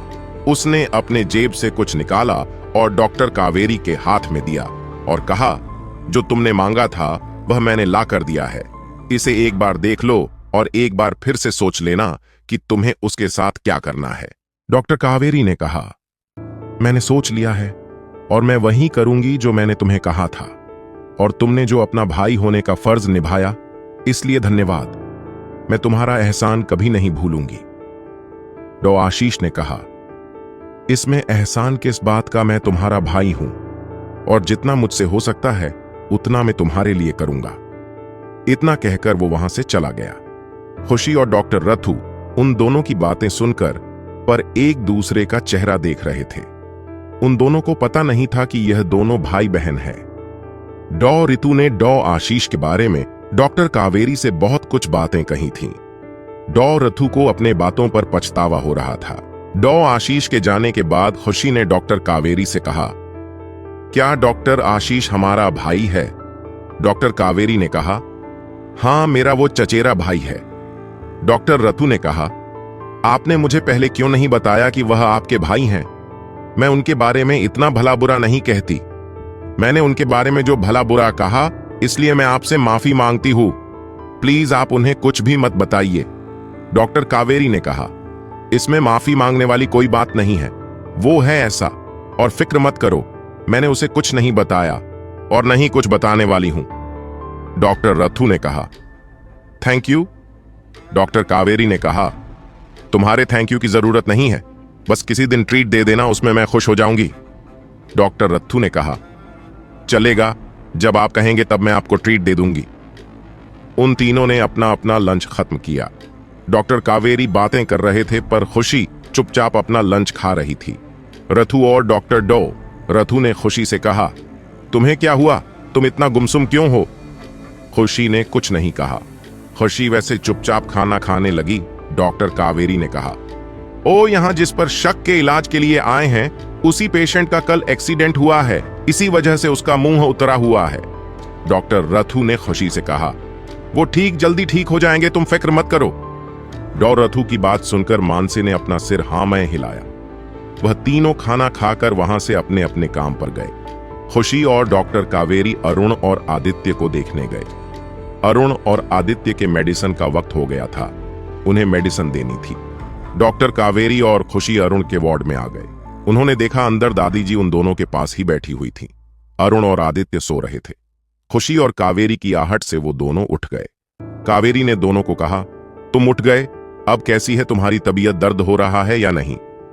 आदित्य ने कहा, सिर में हल्का दर्द हो रहा है, बाकी मैं ठीक हूं। कावेरी ने आदित्य की मेडिसिन दी और उसे तो इंजेक्शन लगाए। उसके बाद कावेरी अरुण के पास आई, उठकर बैठा था और अपना पैर हिलाने की कोशिश कर रहा था। डॉक्टर कावेरी ने कहा, तुम्हारी तबीयत कैसी है अब? अरुण ने कहा, डॉक्टर, मैं अपना पैर नहीं हिला पा रहा हूं, मेरे पैर को क्या हुआ है? डॉक्टर कावेरी ने अरुण के पैर को देखा और उसे हाथ लगाया। उसके पैर को दबाने लगी और उसने अरुण से कहा, क्या तुम्हें कुछ फील हो रहा है? अरुण नैना में अपना सिर हिलाया। कावेरी ने पैर पर और जगह दबा के देखा, पर अरुण को कुछ भी फील नहीं हो रहा था। अरुण बार बार अपना पैर हिलाने की कोशिश कर रहा था, लेकिन उससे पैर हिल नहीं रहा था। डॉक्टर कावेरी ने अपने जेब से एक इंजेक्शन निकला और उसे फील किया। उसने वो इंजेक्शन अरुण के पैर पर लगाया और कहा, फिक्र मत करो, तुम बहुत जल्दी ठीक हो जाओगे। दादी जी डॉक्टर के पास आई और दादी जी ने कावेरी से कहा, डॉक्टर, इससे पैर पर क्या ज्यादा चोट लगी है? ठीक तो हो पाएगा ना? अपने पैरों पर खड़ा तो हो पाएगा ना? डॉक्टर कावेरी ने कहा, इसके पैर पर गहरी चोट लगी हुई है। इसके पैर के बाद सारे हड्डियां डैमेज हो चुकी हैं, इसलिए कुछ भी कहना मुश्किल है। दादी जी ने कहा, इसका मतलब अरुण कभी ठीक नहीं होगा, उसका पैर ऐसा ही रहेगा। डॉक्टर कावेरी ने कहा, ऐसा भी हो सकता है, यह कभी अपने पैरों पर खड़ा भी ना हो पाए, पर हम अभी हार नहीं मानेंगे, मैं अपनी पूरी कोशिश करूंगी। खुशी ने कहा, डॉक्टर, सच में अरुण सर कभी अपने पैरों पर खड़े नहीं हो पाएंगे। डॉक्टर कावेरी ने कहा, तुम भी एक डॉक्टर हो, तुमने अरुण की हालत अपने आंखों से देखी है, इसलिए मुझे तुम्हें झूठ कहने की जरूरत नहीं है, जो है सब तुम्हारे सामने है। खुशी ने कहा, डॉ, कोई इलाज नहीं है। कावेरी ने कहा, जो तुम पहले से करते आ रही हो वह तुम आगे करते रहो, उससे शायद उससे वो रिकवर हो पाए। इससे आगे मैं तुम्हें झूठी तसल्ली नहीं देना चाहती। इतना कहकर डॉक्टर कावेरी अपने केबिन में गई। मानसी कुछ देर के लिए वहीं रुक गई। खुशी के आंखों में आंसू आ गए। यह देखकर दादी जी उसके पास आई। दादी जी ने खुशी से कहा, रो मत, तुम डॉक्टर हो ना, तुम्हें खुद पर भरोसा नहीं है? तुम अरुण को ठीक कर सकती हो। कावेरी ने तो यही कहा था ना तुम्हें अभी। खुशी ने दादी जी के बात पर अपना सिर हाँ मिलाया। खुशी को भरोसा था, क्यों? अरुण को अपने पैरों पर खड़ा कर पाएगी, पर वो अभी इतनी टूटी हुई थी कि उसका खुद पर से भरोसा ही उठ गया था। दादी जी ने खुशी से कहा, तुम कुछ देर से यहीं रुक जाओ, मैं डॉक्टर से कुछ बातें करके आती हूं। खुशी में अपना सर हाँ मैं हिलाया और वहीं अरुण के पास बैठ गई। डॉक्टर कावेरी के इंजेक्शन के वजह से अरुण को नींद लगी थी। अरुण सो रहा था, तभी अंदर अरुण का सिक्योरिटी हेड विहान आया। विहान, अंदर सब ठीक तो है ना, ये चेक करने के लिए आया था। वह हर एक घंटे बाद अंदर आकर देखता था सब कुछ ठीक है या नहीं। खुशी ने विहान को देखा और कहा, कुछ पता चला करो लड़की कौन थी? विहान ने कहा, अभी तक पता नहीं चला, और वो लड़की इतनी तेज थी कि वो हमारे हाथ से भाग गई और वहीं के किसी सीसीटीवी कैमरे में दिखाई भी नहीं दी। खुशी ने कहा, इसका मतलब वह जो भी कोई, वो इसी हॉस्पिटल के अंदर अभी भी है और वह हम पर नजर रखे हुए हैं। विहान ने कहा, हाँ, वो हम पर नजर बनाए हुए हैं, पर हमारे लोग भी उसे ढूंढने की कोशिश कर रहे हैं। इसलिए मैं बार बार अंदर आकर चेक कर रहा हूं कि कुछ गड़बड़ तो नहीं है। खुशी ने कहा, मुझे तो डर लग रहा है कि वह आज रात भी कुछ करने की कोशिश ना करें। विहान ने कहा, मैंने वार्ड में हर तरफ कैमरे फिट किए हैं। अगर ऐसी कोई भी हरकत होती है तो मुझे जल्दी पता चल जाएगा और आज रात में भी अंदर ही रुकने वाला हूं। खुशी ने कहा, अच्छा हुआ जो आपने सिक्योरिटी बढ़ा दी। मैं भी रात को यहीं रुकने वाली हूं, मैं घर नहीं जाने वाली। नहीं, विहान ने कहा, ठीक है। इतना कहकर विहान वहां से बाहर चला गया। खुशी अरुण के पास गई, उसके पास जाकर बैठ गई और अरुण को देखने लगी। खुशी अरुण के चेहरे को देखने लगी। खुशी इतने करीब से पहली बार अरुण का चेहरा देख रही थी। वो अरुण के चेहरे के हर एक फीचर्स को ध्यान से देखने लगी। खुशी ने कहा, सर कितने हैंडसम हैं। इतना कहकर उसने अरुण के आंखों पर, नाक पर अपनी उंगली फिराई। खुशी की उंगली अब धीरे धीरे अरुण के होठों की तरफ बढ़ने लगी। खुशी ने अरुण के होठों पर उंगली फिराई। जब मानसी अरुण के होठों पर उंगली फिरा रही थी, तब उसे उन दोनों की किस याद आने लगी। खुशी उन दोनों के किस के बारे में सोचने में घूम थी। खुशी की उंगली अरुण के होठों पर चल रही थी। इससे अरुण की नींद खुल गई। जल्दी से उठा और उसने खुशी को अपनी ओर खींचा और उसे किस करने लगा। वो किस करते करते फिर सो गया। खुशी की ये हरकत कैमरे में कैद हो रही थी। विहान ये सब कुछ देख रहा था। विहान ने कहा, यह सब क्या था? क्या ये डॉक्टर और सर सच में? अगर ऐसा है तो मुझे इस डॉक्टर से रिस्पेक्ट से बात करनी होगी। अगर सर किसी लड़की को इतना करीब आने दे सकते हैं, इसका मतलब वो लड़की सर के लिए बहुत खास है। अच्छा हुआ मुझसे कोई गलती होने से पहले मुझे पता चला। यहां खुशी अचानक हुए किससे थोड़ा डर गई। उसने अरुण को देखा, पर अरुण सो चुका था। खुशी ने खुद से कहा, लगता है नींद में इन्होंने मुझे किस किया, पर नींद खुलने के बाद यह तो भूल चुके होंगे उन्होंने नींद में क्या किया था। यह सोचकर खुशी मायूस हो गई। यहां दादी जी हॉस्पिटल के सीनियर डॉक्टर से मिलने गई थी। दादी जी ने डॉक्टर से कहा, अरुण और आदित्य कब तक ठीक हो जाएगा और उसे डिस्चार्ज कब मिलेगा? डॉक्टर ने कहा, दोनों को बहुत गहरी चोट आई हुई है, इसलिए उनकी चोट जब तक अच्छे से ठीक नहीं होती उन्हें रिचार्ज नहीं मिल सकता। दादी जी ने कहा, कितने दिन लगेंगे उन दोनों की चोट को ठीक होने में? डॉक्टर ने कहा, यहीं कुछ 9-10 दिन लगेंगे, तब तक उन दोनों को हॉस्पिटल में ही रुकना होगा। दादी जी ने कहा, ठीक है, आप अपनी ट्रीटमेंट जारी रखें। इतना कहकर दादी जी वहां से अरुण की तरफ चली गई। दादी जी वार्ड में आ गई। उन्होंने देखा खुशी अरुण के पास ही बैठी हुई है। दादी जी ने खुशी से कहा, अब तुम जा सकती हो, तुम्हें जो काम है वह काम कर लो, मैं हूं अभी यहां। खुशी ने कहा, ठीक है, मैं चलती हूं, मुझे डॉक्टर कावेरी के साथ मिलकर बाकी पेशेंट को चेक करने जाना है। इतना कहकर खुशी वहां से चली गई। खुशी ये डॉक्टर कावेरी के केबिन में आ गई। डॉक्टर कावेरी कुछ पेशेंट की फाइल देख रही थी। कावेरी ने खुशी को देखा और कहा, अगर तुम फ्री हो तो एक कुछ पेशेंट की फाइल है, इन्हें एक बार चेक कर लो और देख लो इनमें लिखी हुई मेडिसिन उसे टाइम पर दी गई है या नहीं। खुशी नेहा में सिर हिलाया और डॉक्टर कावेरी से फाइल लेकर वह फाइल देखने लगी। खुशी ने सभी फाइल अच्छे से देखी। उसे एक दो पेशेंट ऐसे देखे जिनके आज का मेडिसिन डोज अभी तक नहीं दिया गया था। खुशी ने डॉक्टर कावेरी को वह 2 पेशेंट के नाम बताइए। डॉक्टर कावेरी ने कहा, नहीं, उनकी मेडिसिन बंद की गई। वह आज डिस्चार्ज होने वाले हैं, इसीलिए इन्हें आज की मेडिसिन नहीं दी गई। खुशी ने कहा, तो बाकी सब पेशेंट को उनकी मेडिसिन वक्त पर दी गई है, बस ये 2 ही पेशेंट ऐसे थे। डॉक्टर कावेरी ने कहा, तो ठीक है, अब चलो मेरे साथ, हमें विजिट के लिए जाना है, विजिट का वक्त हो गया। खुशी ने अपना कोट पहना और डॉक्टर कावेरी के साथ विजिट के लिए चली गई। यहां डॉक्टर रथु कैंटीन से जब डॉ आशीष के केबिन में गई थी, तब से वह बहुत चुपचाप थी। डॉ आशीष ने नोटिस कर लिया कि डॉक्टर रथु बहुत चुपचाप है। कहीं यह किसी तूफान के आने की शांति तो नहीं? डॉ आशीष ने डॉक्टरों से कहा, क्या हुआ, आज तुम बहुत शांत हो? डॉक्टर रथु को यही तो चाहिए था। डॉक्टर रथु अपनी जगह से उठी और कहने लगी, आपको क्या लगता है मैं ज्यादा बड़बड़ करती हूं, इसीलिए आप मुझे कह रहे हैं कि आपकी मैं शांत क्यों हो? शांत बैठो, तभी इन्हें प्रॉब्लम, बड़बड़ करूं तो भी इन्हें प्रॉब्लम, मैं करूं तो क्या करूं? ऊपर से आपने यह भी नहीं बताया कि डॉट कावेरी आपकी बहन है। मैंने उससे आपके बारे में क्या कुछ नहीं कहा, वह मेरे बारे में अब क्या सोचती होगी? डॉ आशीष बीच में बोलने की कोशिश कर रहा था, पर डॉक्टर तो उसे बोलना ही नहीं दे रही थी। डॉ आशीष का उसके बकबक से सिर दुखने लगा। डॉ आशीष मुझे चुप करने की कोशिश कर रहा था, पर वो चुप होने का नाम ही नहीं ले रही थी। डॉ आशीष को आप डॉक्टर रथु की बकबक सुनना सहन नहीं हो रहा था। उसने कितने बार टेबल पर अपना हाथ मारकर उसे शांत करने की कोशिश की, पर उससे कोई फर्क नहीं पड़ता था। वह और बोले जा रही थी। डॉ आशीष आप तंग आ गया था और उसने ऐसा कुछ किया जिससे डॉ रथु का मुंह बंद हो गया।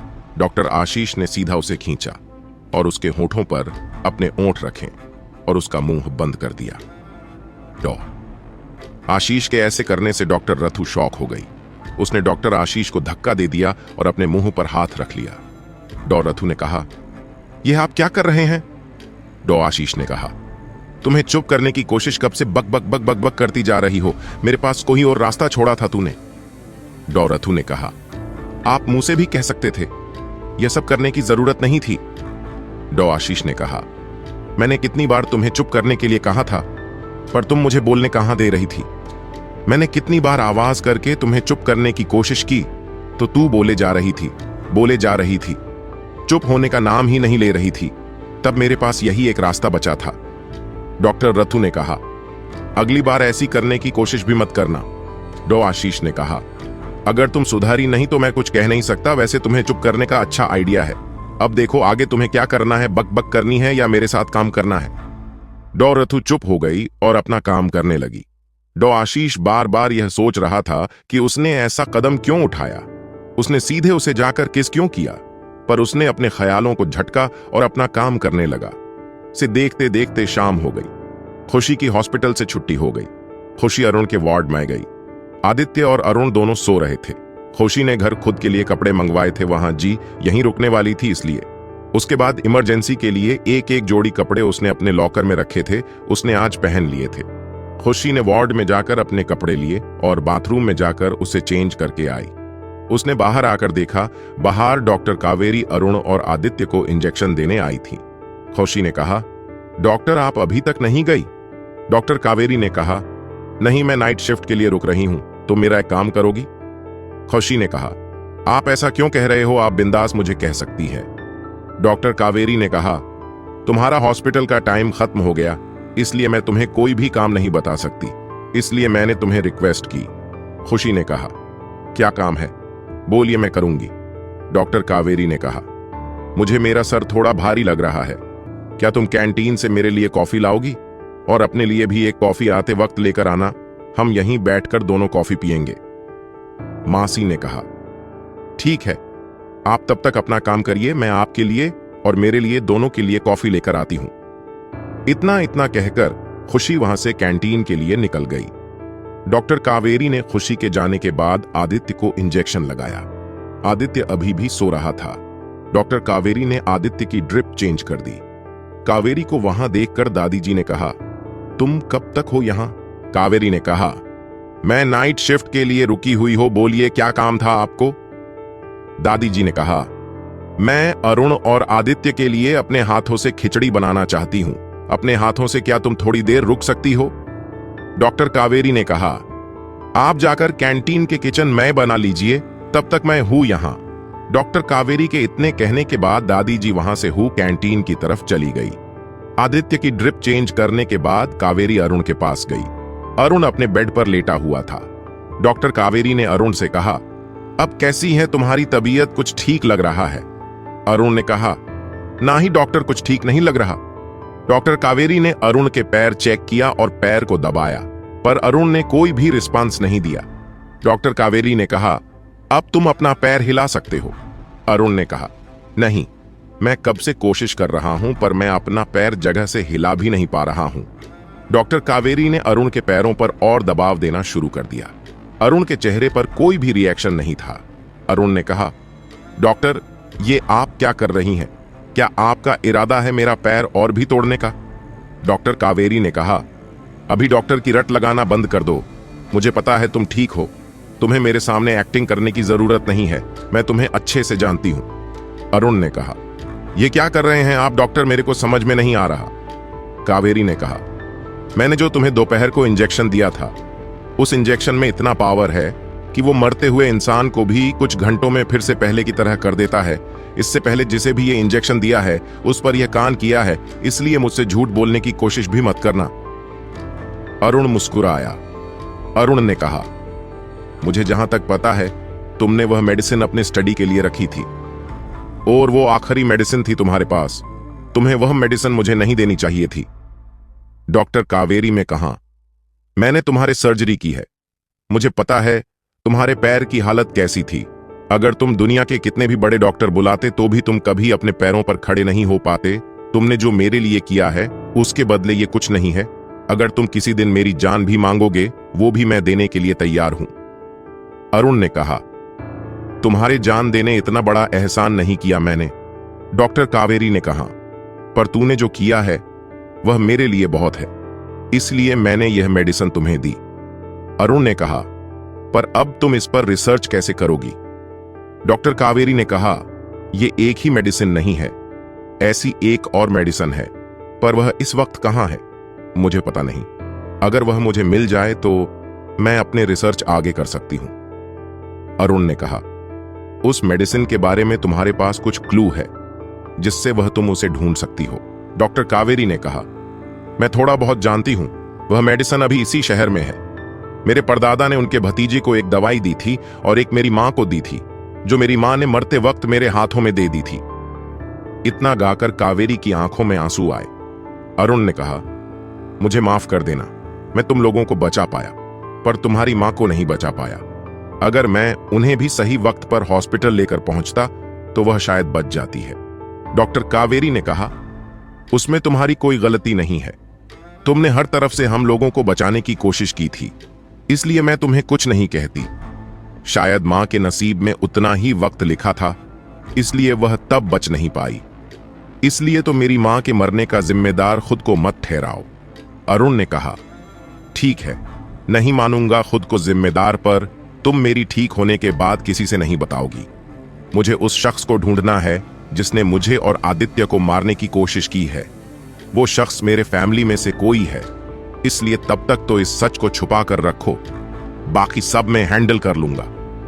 डॉक्टर कावेरी ने कहा, ठीक है, जब तक तुम नहीं चाहते सच किसी को पता चलेगा, पर तुम अपने पैर को हिलाकर देखा था। अरुण ने कहा, मैं खड़ा हुआ था, अभी भी थोड़ा दर्द है। मुझे लगता है कल तक मेरा पैर अच्छे से ठीक हो जाएगा, बस बाहर के जख्म रह जाएंगे। डॉक्टर कावेरी ने कहा, बाहर के जख्म भरने में 8 से 10 दिन लग जाएंगे, तब तक तुम्हें यह हॉस्पिटल में रुकना होगा। अरुण ने हां में सिर हिलाया। डॉक्टर कावेरी ने कहा, वैसे तुम्हें डॉ खुशी कैसी लगती है? अरुण ने कावेरी की तरफ देखा और कहा, तुम कहना क्या चाहती हो? डॉक्टर कावेरी ने कहा, अब झूठ बोलने की कोशिश भी मत करो, मुझे पता चल चुका है सब। अरुण ने कहा, तुम्हें खुशी और मेरे रिश्ते से कोई ऐतराज नहीं है? डॉक्टर कावेरी ने कहा, भला मुझे क्या ऐतराज होगा, पर उस स्वरा से मुझे ऐतराज है। अगर खुशी से तुम्हारा रिश्ता जोड़ता है तो मुझे उससे कोई प्रॉब्लम नहीं। मैं तो चाहती हूं कि खुशी मेरी भाभी बने। अरुण ने कहा, इसका मतलब तुमने पहले ही ठान लिया है कि मानसी को ही भाभी बनाना है। डॉक्टर कावेरी ने अपना सिर हां मैं हिलाया। अरुण ने कहा, तुम जैसा चाहती हो वैसा ही होगा। पर इसके लिए तुम्हें इंतजार करना होगा। जब तक सब कुछ सही नहीं होता तब तक हम दोनों का रिश्ता नहीं जुड़ सकता। इसीलिए तुम उसे कुछ नहीं कहोगी और वेट करोगी। कावेरी ने अपना सिर हाँ मैं हिलाया। डॉक्टर कावेरी अरुण से आगे कुछ कहने वाली थी, तभी वह खुशी कैंटीन से कॉपी लेकर आ गई। खुशी कॉपी लेकर डॉक्टर कावेरी के पास गई। डॉक्टर कावेरी ने खुशी के हाथों से कॉपी का कप लिया और सोफे पर जाकर बैठ गई। खुशी और कावेरी बातें करते करते कॉफी पीने लगे। अरुण ने देखा खुशी और कावेरी की अच्छे से जम रही है। वह दोनों कॉफी पी रहे थे, तभी वहां स्वरा आ गई। स्वरा ने देखा खुशी और कावेरी कॉफी पी रहे हैं और अरुण बेड पर लेटा हुआ है। स्वरा जाकर अरुण के बगल में बैठ गई। स्वरा ने खुशी और कावेरी को दिखाने के लिए अरुण का हाथ अपने हाथों में ले लिया और अरुण से मीठी मीठी बातें करने लगी। स्वरा ये सब खुशी को जलाने के लिए जानबूझकर कर रही थी। खुशी को भी स्वरा को अरुण के इतना करीब देखकर बुरा लग रहा था। खुशी ने उन दोनों पर से अपनी नजरें फिरा लीं और अपनी कॉपी पीने लगी। स्वरा ने देखा खुशी उन दोनों की ओर नहीं देख रही, इसीलिए जरा नैनों से बातें करना थोड़े बड़े आवाज शुरू किया, जिससे खुशी का ध्यान उन दोनों की ओर जाए। डॉक्टर कावेरी सब देख रही थी, उसे खुशी की तकलीफ देखी नहीं जा रही थी। डॉक्टर कावेरी ने स्वरा से कहा, आप थोड़ी धीरे बात कीजिए, बगल में दूसरा भी पेशेंट है, उसे तकलीफ हो रही है, वह अभी सोया हुआ है, उसकी नींद डिस्टर्ब मत कीजिए। अपने मीठी मीठी बातें घर जाकर करने के लिए रखी या हॉस्पिटल में नहीं। स्वरा ने कहा, ठीक है, मैं धीरे से बात करूंगी। इतना कहकात स्वरा और भी अरुण के करीब गई और उसने अपना मुंह अरुण के कान की तरफ लेकर गई उसके कान में कुछ कहने लगी। अरुण ने उसके बातों का कोई रिप्लाई नहीं दिया।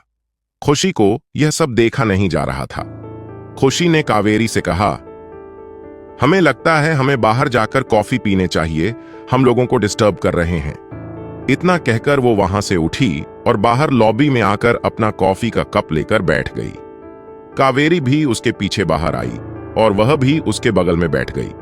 कावेरी ने खुशी से कहा, उसे प्रणाम के इतने करीब देखा तुम्हें जलन हो रही है, ना तो एक्सेप्ट करो ना कि तुम मुझसे प्यार करने लगी हो।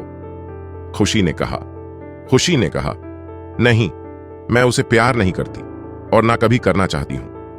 मैं उनसे प्यार कर कर अपनी परेशानियां और नहीं बढ़ाना चाहती। मुझे उनसे दूर रहने में ही मेरी भलाई है, इसीलिए मैं वहां से बाहर आई थी। डॉक्टर कावेरी ने खुशी से कहा, तुम क्यों खुद को इतना रोक रही हो? तुम एक कदम बढ़ाकर तो देखो क्या रिस्पॉन्स आता है। खुशी ने कहा, मैं उनके बारे में सपने में भी नहीं सोच सकती है, तो आगे कदम बढ़ाने के बाद ही नहीं आती। डॉक्टर कावेरी ने कहा, अगर तुम नहीं चाहती ऐसा तो मैं भी तुमसे ये बात बार बार नहीं कहूंगी। मुझे तुम्हारी तकलीफ देखी नहीं जा रही थी इसमें। मैंने कहा, अब मैं तब तक तुम्हें कुछ नहीं कहूंगी जब तक तुम अपना मन बदल नहीं लेती। इतना कहकर कावेरी वहां से अपने केबिन की ओर चली गई। खुशी वहीं बैठकर कॉफी खत्म कर रही। खुशी की कॉपी लगभग खत्म होने वाली थी, तभी उसे सामने से आती हुई दादी जी दिखी। दादी जी के हाथों में खिचड़ी थी। खुशी उठकर खड़ी हो गई। खुशी ने कहा, यह आपने क्या बनाकर लाया है? आप मुझसे कह सकती थी, मैं बनाकर लाती। दादी जी ने कहा, तुम्हें खाना बनाना आता है? मानसी ने कहा, थोड़ा बहुत आता है। दादी जी ने कहा, मुझे तो लगा तुम्हें खाना बनाना नहीं आता होगा, पर कोई बात नहीं, आगे अगर मुझे किसी चीज की जरूरत पड़ी तो मैं तुम्हें बता दूंगी, मैंने बस खिचड़ी बना ली है। खुशी ने कहा, अगर आगे आपको कुछ बनाना हो तो आप मुझे बता दीजिए, आप जैसे चाहेंगे मैं वैसे बना दूंगी। आपको इस उम्र में किचन में जाने की जरूरत नहीं है। दादी जी ने कहा, मैं बता दूंगी, पर तुम यहाँ क्या कर रही हो? चलो अंदर या बाहर, बाहर कितनी ठंड है, और इस ठंड में तुम कितने कम कपड़ों में बाहर खड़ी हो। अंदर चलो मेरे साथ। खुशी बाहर आई तो सही, पर उसे बाहर ठंड लग रही थी। खुशी दादी जी के कहने पर अंदर चली गई। उन दोनों ने अंदर जाकर देखा, स्वरा अभी भी अरुण से चिपक चिपक कर बातें कर रही थी। दादी जी ने स्वरा से कहा, क्या तुम अरुण को खिचड़ी खिला सकती हो? स्वरा ने जल्दी से हां में सिर हिलाया और दादी जी के हाथों से खिचड़ी ले ली और अरुण को खिलाने लगी। अरुण ने भी स्वरा के हाथों से खिचड़ी खाना शुरू किया। दादी जी ने दूसरा बाउल खुशी के हाथों में दिया और कहा, तुम आदित्य को खिला देना, उसे भी भूख लगी होगी। खुशी ने अपना सिर हाँ में हिलाया और दादी जी के हाथों से खिचड़ी का बाउल लेकर आदित्य के बेड के पास गई। आदित्य उठकर बैठा हुआ था। खुशी भी आदित्य के बगल में जाकर बैठ गई। खुशी ने एक चम्मच में खिचड़ी ली और वो उसने आदित्य की मुंह की तरफ की। आदित्य ने पहले अरुण के चेहरे की ओर देखा, पर अरुण के चेहरे पर कोई भी रिएक्शन नहीं था। वह मजे से स्वरा के हाथों से खिचड़ी खा रहा था। यह देखकर आदित्य ने भी अपना मुंह खोल लिया। खुशी ने खिचड़ी का चम्मच आदित्य के मुंह में डाला। आदित्य यही सोच रहा था कि भाई को फर्क क्यों नहीं पड़ रहा है। क्या भाई सच में सब कुछ भूल चुके हैं? अजीत यही सोच रहा था। तभी खुशी ने खिचड़ी का दूसरा चम्मच उसके सामने लाया। इस बार भी आदित्य ने अरुण की तरफ देखा, पर अरुण का ध्यान उन दोनों की तरफ नहीं था। वह तो स्वरा को देखकर मुझसे खिचड़ी खा रहा था। आदित्य ने भी खुशी के हाथों से खिचड़ी खा ली। उन दोनों की तरफ देख नहीं रहा था और हंसने की एक्टिंग कर रहा था, पर प्रणव अंदर से बहुत जल रहा था। उसे बिल्कुल भी पसंद नहीं आ रहा था कि खुशी आदित्य को खिला रही है। वह तो मजबूरी में स्वरा के हाथों से खा रहा था। खुशी दिमाग में बिना कोई ख्याल है चुपचाप आदित्य को खाना खिला रही थी। आदित्य बेफिक्र होकर खुशी के हाथों से खिचड़ी खा रहा था। उसे खिचड़ी का टेस्ट बहुत अच्छा लगा था। आदित्य ने खिचड़ी खाते खाते दादी से कहा, आपने बहुत अच्छी खिचड़ी बनाई है। काश आपके जैसी खिचड़ी और कोई बना पाता। दादी जी ने कहा, तुम जल्दी से शादी कर लो, मैं तुम्हारी वाइफ खिचड़ी बनाना सिखा दूंगी। स्वरा ने कहा, दादी जी आप मुझे भी खिचड़ी बनाना सिखा दीजिए, मैं भी अरुण के लिए कभी कभी बना दूंगी। दादी जी ने कहा, घर जाने के बाद मैं तुम्हें खिचड़ी बनाना सिखा दूंगी, तुम कभी कभी अरुण को बनाकर खिला देना। बातें करते करते आदित्य और अरुण दोनों ने खिचड़ी खत्म कर ली। खुशी दोनों के खिचड़ी के बाउल लेकर वहां से कैंटीन में चली गई। खुशी ने जाकर वो बाउल कैंटीन में रख दिए। खुशी कटिंग से फिर वार्ड में आ गई। उसने देखा उसके जाने के बाद वार्ड में कावेरी आई है। खुशी ने कावेरी से कहा, तुम कब आ गई? डॉक्टर कादरी ने कहा, मैं अभी आई हूं। डॉक्टर कावेरी ने डैडी पीजी और स्वरा से कहा, प्लीज आप थोड़ी देर के लिए बाहर जाएंगे, हमें पेशेंट की ड्रेसिंग करने हैं, उनके कपड़े चेंज करने हैं। वी दादी जी ने कहा, ठीक है हम बाहर जाते हैं। स्वरा ने कहा, मैं यहीं रुकती हूं, तुम दोनों की हेल्प करने के लिए तुम दोनों को मेरी जरूरत पड़ सकती है। डॉक्टर कावेरी ने कहा, क्या तुम डॉक्टर हो? स्वरा ने कहा, नहीं। डॉक्टर कावेरी ने कहा, अगर तुम डॉक्टर नहीं हो तो निकलो बाहर, ये डॉक्टर का काम है। हमारे काम में दखलंदाजी मत करो और बाहर जाकर बैठ जाओ। काम होने के बाद हम तुम्हें आवाज दे देंगे, तब आ जाना। स्वरा ने कहा, मैं बाहर जाती हूं, इतने गुस्से से बोलने की कोई जरूरत नहीं है। इतना कहकर स्वरा वहां से बाहर चली गई। स्वरा के बाहर जाने के बाद कावेरी ने वार्ड का दरवाजा लगा दिया।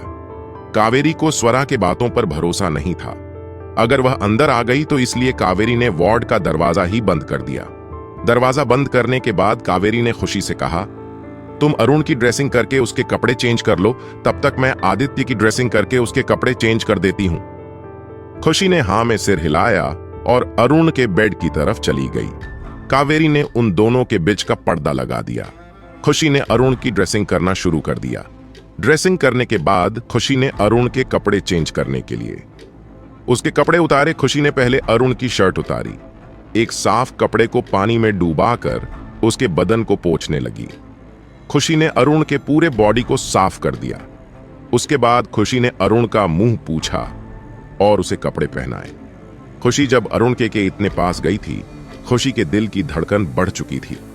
खुशी ने जब अरुण को कपड़े पहने और उससे दूर हुई, तब उसने एक चैन की सांस ली। मासी के इतने करीब आते ही अरुण की भी धड़कनें बढ़ चुकी थीं। अरुण उसे किस करने का मान हो रहा था। अरुण ने अपनी इच्छा को दबाकर रखा। जब खुशी उससे दूर गई, तब उसने भी एक चैन की सांस ली।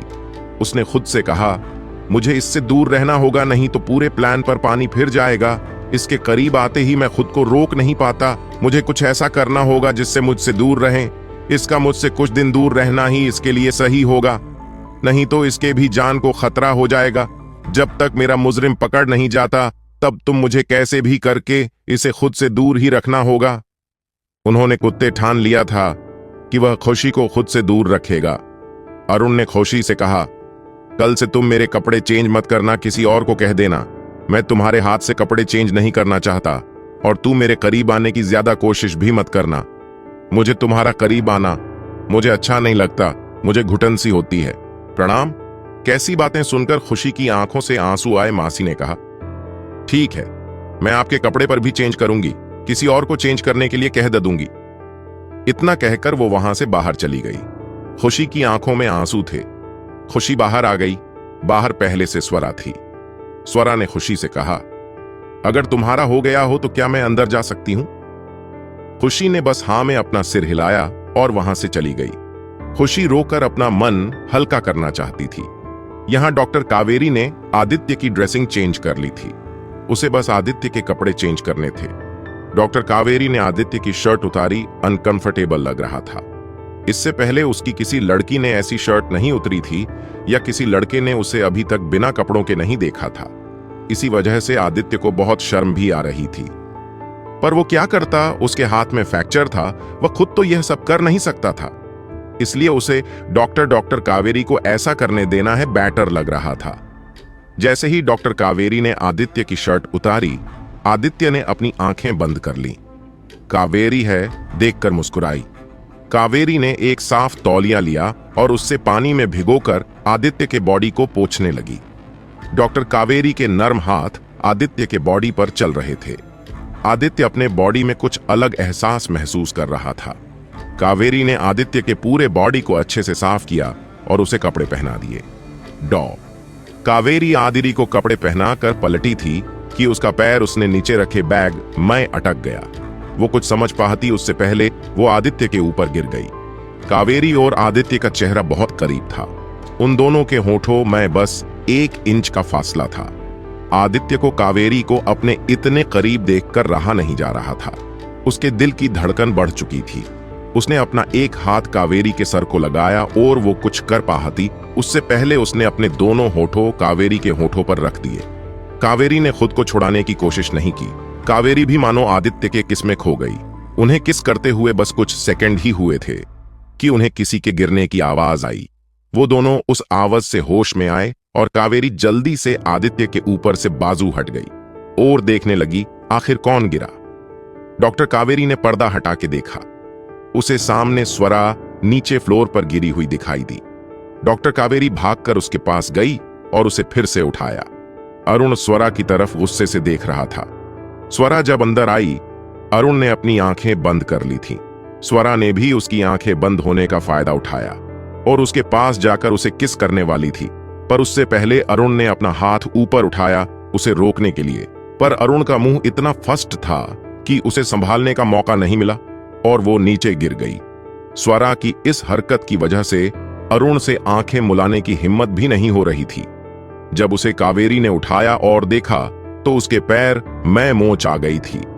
कावेरी ने उसे आराम से सोफे पर बिठाया। डॉक्टर कावेरी ने उसके पैर को देखा और उसके पैर की मोच निकल आई, पर उसके पैर में अभी भी दर्द हो रहा था। कावेरी ने कहा, अगर पैर में दर्द है तो तुम्हें घर जाकर आराम करना चाहिए। तुम्हारा इस हालत में यहां रहना ठीक नहीं होगा, तुम घर चली जाओ। अरुण ने स्वरा से कहा, सॉरी, मेरे वजह से तुम्हें चोट लगी। मुझे नहीं पता था कि तुम मेरे इतने करीब हो। मैंने मुड़ने के लिए हाथ उठाया और वो तुम्हें लगा। स्वरा ने कहा, कोई बात नहीं, आपने जानबूझकर थोड़ी कुछ किया है, आप क्यों माफी मांग रहे हैं? स्वरा ने खुशी से कहा, मैं घर जाती हूं, मेरे पैर में बहुत दर्द हो रहा है, मैं यहां नहीं रुक सकती। कावेरी ने कहा, तुम जाओ, हम सब लोग हैं यहां अरुण का ख्याल रखने के लिए। स्वरा ने कहा, ठीक है, मैं चलती हूं, अगर कल मुझे अच्छा लगा तो मैं आ जाऊंगी, नहीं तो परसों आऊंगी। इतना कहकर वो वहां से लंगड़ाते हुए चली गई। स्वरा के वहां से जाने के बाद डॉक्टर कावेरी वहां से बाहर चली गई। डॉक्टर कावेरी वहां से सीधे अपने केबिन में चली गई। डॉक्टर कावेरी ने अपने केबिन में जाकर एक चैन के सांस ली। वह अभी अभी जो करके आई थी उसी वजह से उसके दिल की धड़कन बढ़ चुकी थी। डॉक्टर कावेरी ने खुद से कहा, तुम आदित्य के साथ ऐसे कैसे कर सकती हो? वह तुम्हारा पेशेंट है, तुम्हें थोड़ा केयरफुल रहना चाहिए। वो अपने इमोशन पर काबू नहीं रख पाया, पर मुझे अपने इमोशन पर काबू रखना चाहिए था। मुझसे बहुत बड़ी भूल हो गई है, मुझे इस भूल को सुधारना नहीं होगा। इतना कहकर डॉक्टर कावेरी अपने चेयर पर बैठ गई। डॉक्टर कावेरी किसी सोच में घूम थी। तभी उसके पास खुशी आ गई। खुशी ने कावेरी से कहा, आप कल से अरुण सर के लिए किसी नए डॉक्टर का इंतजाम करें। मैं उनकी ड्रेसिंग और उनके कपड़े चेंज नहीं करूंगी। उन्हें पसंद नहीं है मैं उनके कपड़े और ड्रेसिंग चेंज करूं। उन्होंने कहा है कल से किसी और को कह देना। कावेरी ने कहा, ठीक है, अगर वो ऐसा चाहता है तो वैसा ही सही। मैं किसी डॉक्टर को कह दूंगी उसकी ड्रेसिंग और पर कपड़े चेंज करने के लिए। पर आज के दिन सब कुछ हैंडल करना होगा। इतनी जल्दी मैं किसी और डॉक्टर को अवेलेबल नहीं कर सकती। खुशी ने कहा, आज के दिन मैं हैंडल कर लूंगी, पर कल से मैं ये काम नहीं करने वाली। डॉक्टर कावेरी ने कहा, ठीक है, पर आज के दिन कर लो। डॉक्टर कावेरी की बात सुनकर खुशी अरुण के वार्ड में चली गई। खुशी ने वार्ड में जाकर देखा, अरुण और आदित्य दोनों के बीच में दादी जी चेयर पर बैठी हुई थीं। उसे वहां स्वरा कहीं नहीं दिखाई दी। खुशी ने दादी जी से कहा, स्वरा कहाँ है, वह दिखाई नहीं दे रही। दादी जी ने कहा, उसके पैर में मोच आई है इसलिए घर चली गई है, वह कल आने वाली है। खुशी को यह सुनकर थोड़ा बेटर फील हुआ। उसने कहा, ठीक है, मैं यहां सोफे पर बैठ जाती हूं। अगर आपको किसी चीज की जरूरत होगी तो आप मुझे बता देना। दादी जी ने कहा, फिलहाल तो मुझे कुछ नहीं चाहिए, तो जब मुझे जरूरत होगी तब मैं बता दूंगी। तब तक तुम बैठकर अपना काम कर सकती हूं। खुशी ने हां में सिर हिलाया और वहीं सोफे पर बैठकर मोबाइल में कुछ करने लगी। देखते देखते डिनर का वक्त हो गया। घर से मैनेजर उन लोगों के लिए खाना लेकर आई। सीमा सैनी और दादी जी ने मिलकर अरुण और आदित्य को खाना खिलाया और उसके बाद फिर दोनों ने मिलकर खाना खाया। खाना खाने के बाद खुशी थोड़ा टहलने के लिए बाहर गई, पर बाहर बहुत ठंड थी, इसलिए वह जल्दी से फिर से अंदर चली गई। उसने देखा अंदर कावेरी चेकअप करने के लिए आई है। खुशी ने कावेरी से कहा, क्या आपने खाना खाया? कावेरी ने कहा, मैंने खाना खा लिया, क्या तूने खा लिया? खुशी ने कहा, हां, मैंने भी खाना खा लिया। कावेरी अरुण और आदित्य की ड्रिप चेंज करके वहां से बाहर चली गई। जैसे वह बाहर चली गई, उसे किसी पीछे से पकड़ा और उसके सिर पर गन पॉइंट कर दी। इससे कावेरी बहुत डर गई। बाहर खड़े लोगों में हल्ला मच गया। वहां के सिक्योरिटी तुरंत डॉक्टर कावेरी को बचाने के लिए भागी। बाहर का शोर सुनकर दादी जी और मानसी बाहर देखने आए क्या हुआ है। जैसे ही वह दोनों बाहर आई, जल्दी से सबके नजरों से छुपते छुपाते एक आदमी अंदर घुस गया। उसके हाथों में चाकू था। वह अरुण के बेड की तरफ बढ़ गया। वह अरुण पर हमला करने वाला था कि पीछे से उसका हाथ किसने पकड़ लिया। वह पीछे मुड़ पाता इससे पहले आदित्य ने उसका हाथ मोड़ दिया और जोर से सिक्योरिटी को आवाज दी। जैसे अंदर से आवाज आई, सिक्योरिटी कावेरी को छोड़कर जल्दी से अंदर भागी। इस मौके का फायदा उठाकर आदमी कावेरी को छोड़कर वहां से भाग गया। बाहर के सब लोग आवाज से अंदर आए। कावेरी भी उनके पीछे पीछे अंदर वार्ड में आई। उन लोगों ने देखा आदित्य ने अपने एक हाथ से किसी को पकड़ रखा है। वह लोग जल्दी से उस ओर गए और उस आदमी को पकड़ लिया। इतने शोर के वजह से अरुण भी जाग गया था। अरुण ने देखा उसके सामने आदित्य ने किसी आदमी को पकड़ रखा है। वह बेड से उठने वाला था, तभी उसे बाहर से सिक्योरिटी आने की आहट सुनाई दी और वो वहीं जगह पर बैठा रहा। सिक्योरिटी ने आकर उस आदमी को अपने हिरासत में ले लिया और वहां से लेकर बाहर चले गए। आदित्य ने जिस हाथ से उस आदमी को पकड़ा था, हाथ में चोट लगी हुई थी, इसी वजह से उसके हाथ में बहुत दर्द होने लगा था। कावेरी तेजी से आगे गई और उसने आदित्य को बेड पर बिठाया। कावेरी ने आदित्य के हाथ को देखा। आदित्य के हाथ से खून आ रहा था। घाव पर प्रेशर पड़ने की वजह से उस जगह से फिर से खून निकलने लगा था। कावेरी ने जल्दी से आदित्य के घाव को साफ किया और उस पर दवाई लगाई। दवाई लगाने के बाद कावेरी ने आदित्य को बेड पर सुला दिया। थोड़ी देर पहले जो हुआ, उसी वजह से यहां खुशी और दादी जी बहुत डरी हुई थीं। दादी जी ने खुशी से कहा, मुझे बहुत डर लग रहा है। कौन है वह जो मेरे अरुण के जान के पीछे पड़ा हुआ है? अरुण ने कहा, दादी जी आप मत डरो, वो पकड़ा गया है। अब पता चलेगा वो क्या चाहता था, वह क्यों मेरी जान के पीछे पड़ा हुआ था। दादी जी ने कहा, कैसे ना डरूं, हॉस्पिटल में आए हैं तब से तो, पर हमला होते जा रहा है। कल भी हुआ था और आज भी। हम तो यहाँ हॉस्पिटल में ही नहीं रहेंगे, हम कल घर शिफ्ट हो रहे हैं। हमारे साथ ये डॉक्टर और कुछ हॉस्पिटल स्टाफ हम साथ में लेकर जाएंगे और घर पर ही सभी सुविधा उपलब्ध करेंगे। अरुण ने कहा, ठीक है। आप जैसे चाहते हैं वैसे कीजिए। उन लोगों की बातें चल रही थी। तभी वहां अरुण का सिक्योरिटी हेड विहान आ गया। विहान ने अरुण से कहा, उन आदमी ने अपना गुनाह कबूल किया है। उसको अपने जॉब से निकाला था, इसलिए उसने बदला लेने के हेतु से आपको मरने की कोशिश की, और कल भी वहीं था। खुशी ने कहा, नहीं, कल ये आदमी नहीं था। मैंने उसे अच्छे से देखा था, वो बहुत तेज था। अगर वो ये आदमी होता तो कभी हाथ नहीं आता। विहान ने कहा, पर उसने खुद अपने मुंह से कबूल किया है। खुशी ने गुस्से से कहा, मुझे उस आदमी के बातों पर भरोसा नहीं है, और आपने तो कहा था कि आपने वार्ड में हर जगह कैमरा लगाया है, तो वो आदमी आपसे बचकर कैसे वार्ड में आया? क्या यही थी आपकी सिक्योरिटी? विहान ने कहा, हमें गुमराह करने की कोशिश की गई थी, इसी वजह से उषा के अंदर आया। जैसे हमें पता चला, हम जल्दी से अंदर आ गए। खुशी विहान से आगे कुछ कहने वाली थी, इससे पहले अरुण ने कहा, तुम जाओ, इससे ज्यादा बात करने की जरूरत नहीं है। विहान के जाने के बाद दादी जी वहां से बाहर गई। उसे अरुण को कल घर ले जाने का इंतजाम करना था। दादी जी के जाने के बाद अरुण ने कावेरी से कहा, मुझे मेरा मोबाइल दे दो, मुझे बहुत बोर हो रहा है, मैं उसमें कुछ गेम खेलूंगा। कावेरी ने कहा, मैं किसी से कहकर तुम्हारा मोबाइल भिजवा देती हूं। इतना कहकर वहां से बाहर चली गई। थोड़ी देर में एक बॉडीगार्ड ने आकर उसका मोबाइल दे दिया। अरुण ने अपना मोबाइल ले लिया, विहान को मैसेज किया, मेरे वार्ड में आ जाओ। विहान ने जैसे ही मैसेज देखा, वो अरुण के वार्ड में चला गया। अरुण ने विहान से कहा, तुम सिक्योरिटी हेड हो ना? विहान ने हाँ में अपना सर हिलाया।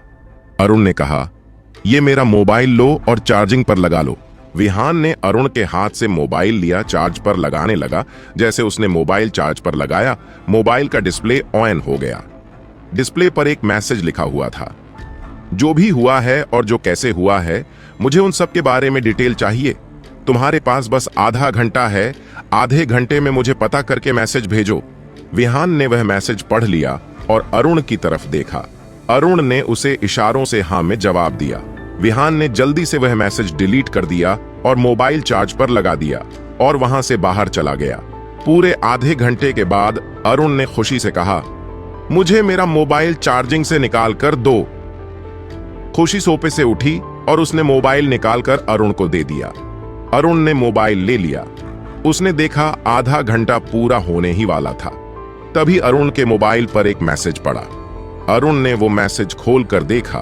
मैसेज में पूरी इंक्वायरी की डिटेल थी, जिसमें लिखा हुआ था, जो अरुण और आदित्य का एक्सीडेंट हुआ था, वह जिसने करवाया था उसे किसी ने गोली मार दी थी, जिस वजह से इसके पीछे का काम किसका है उसका पता नहीं लग पाया, पर हम लोग उसे ढूंढ रहे हैं।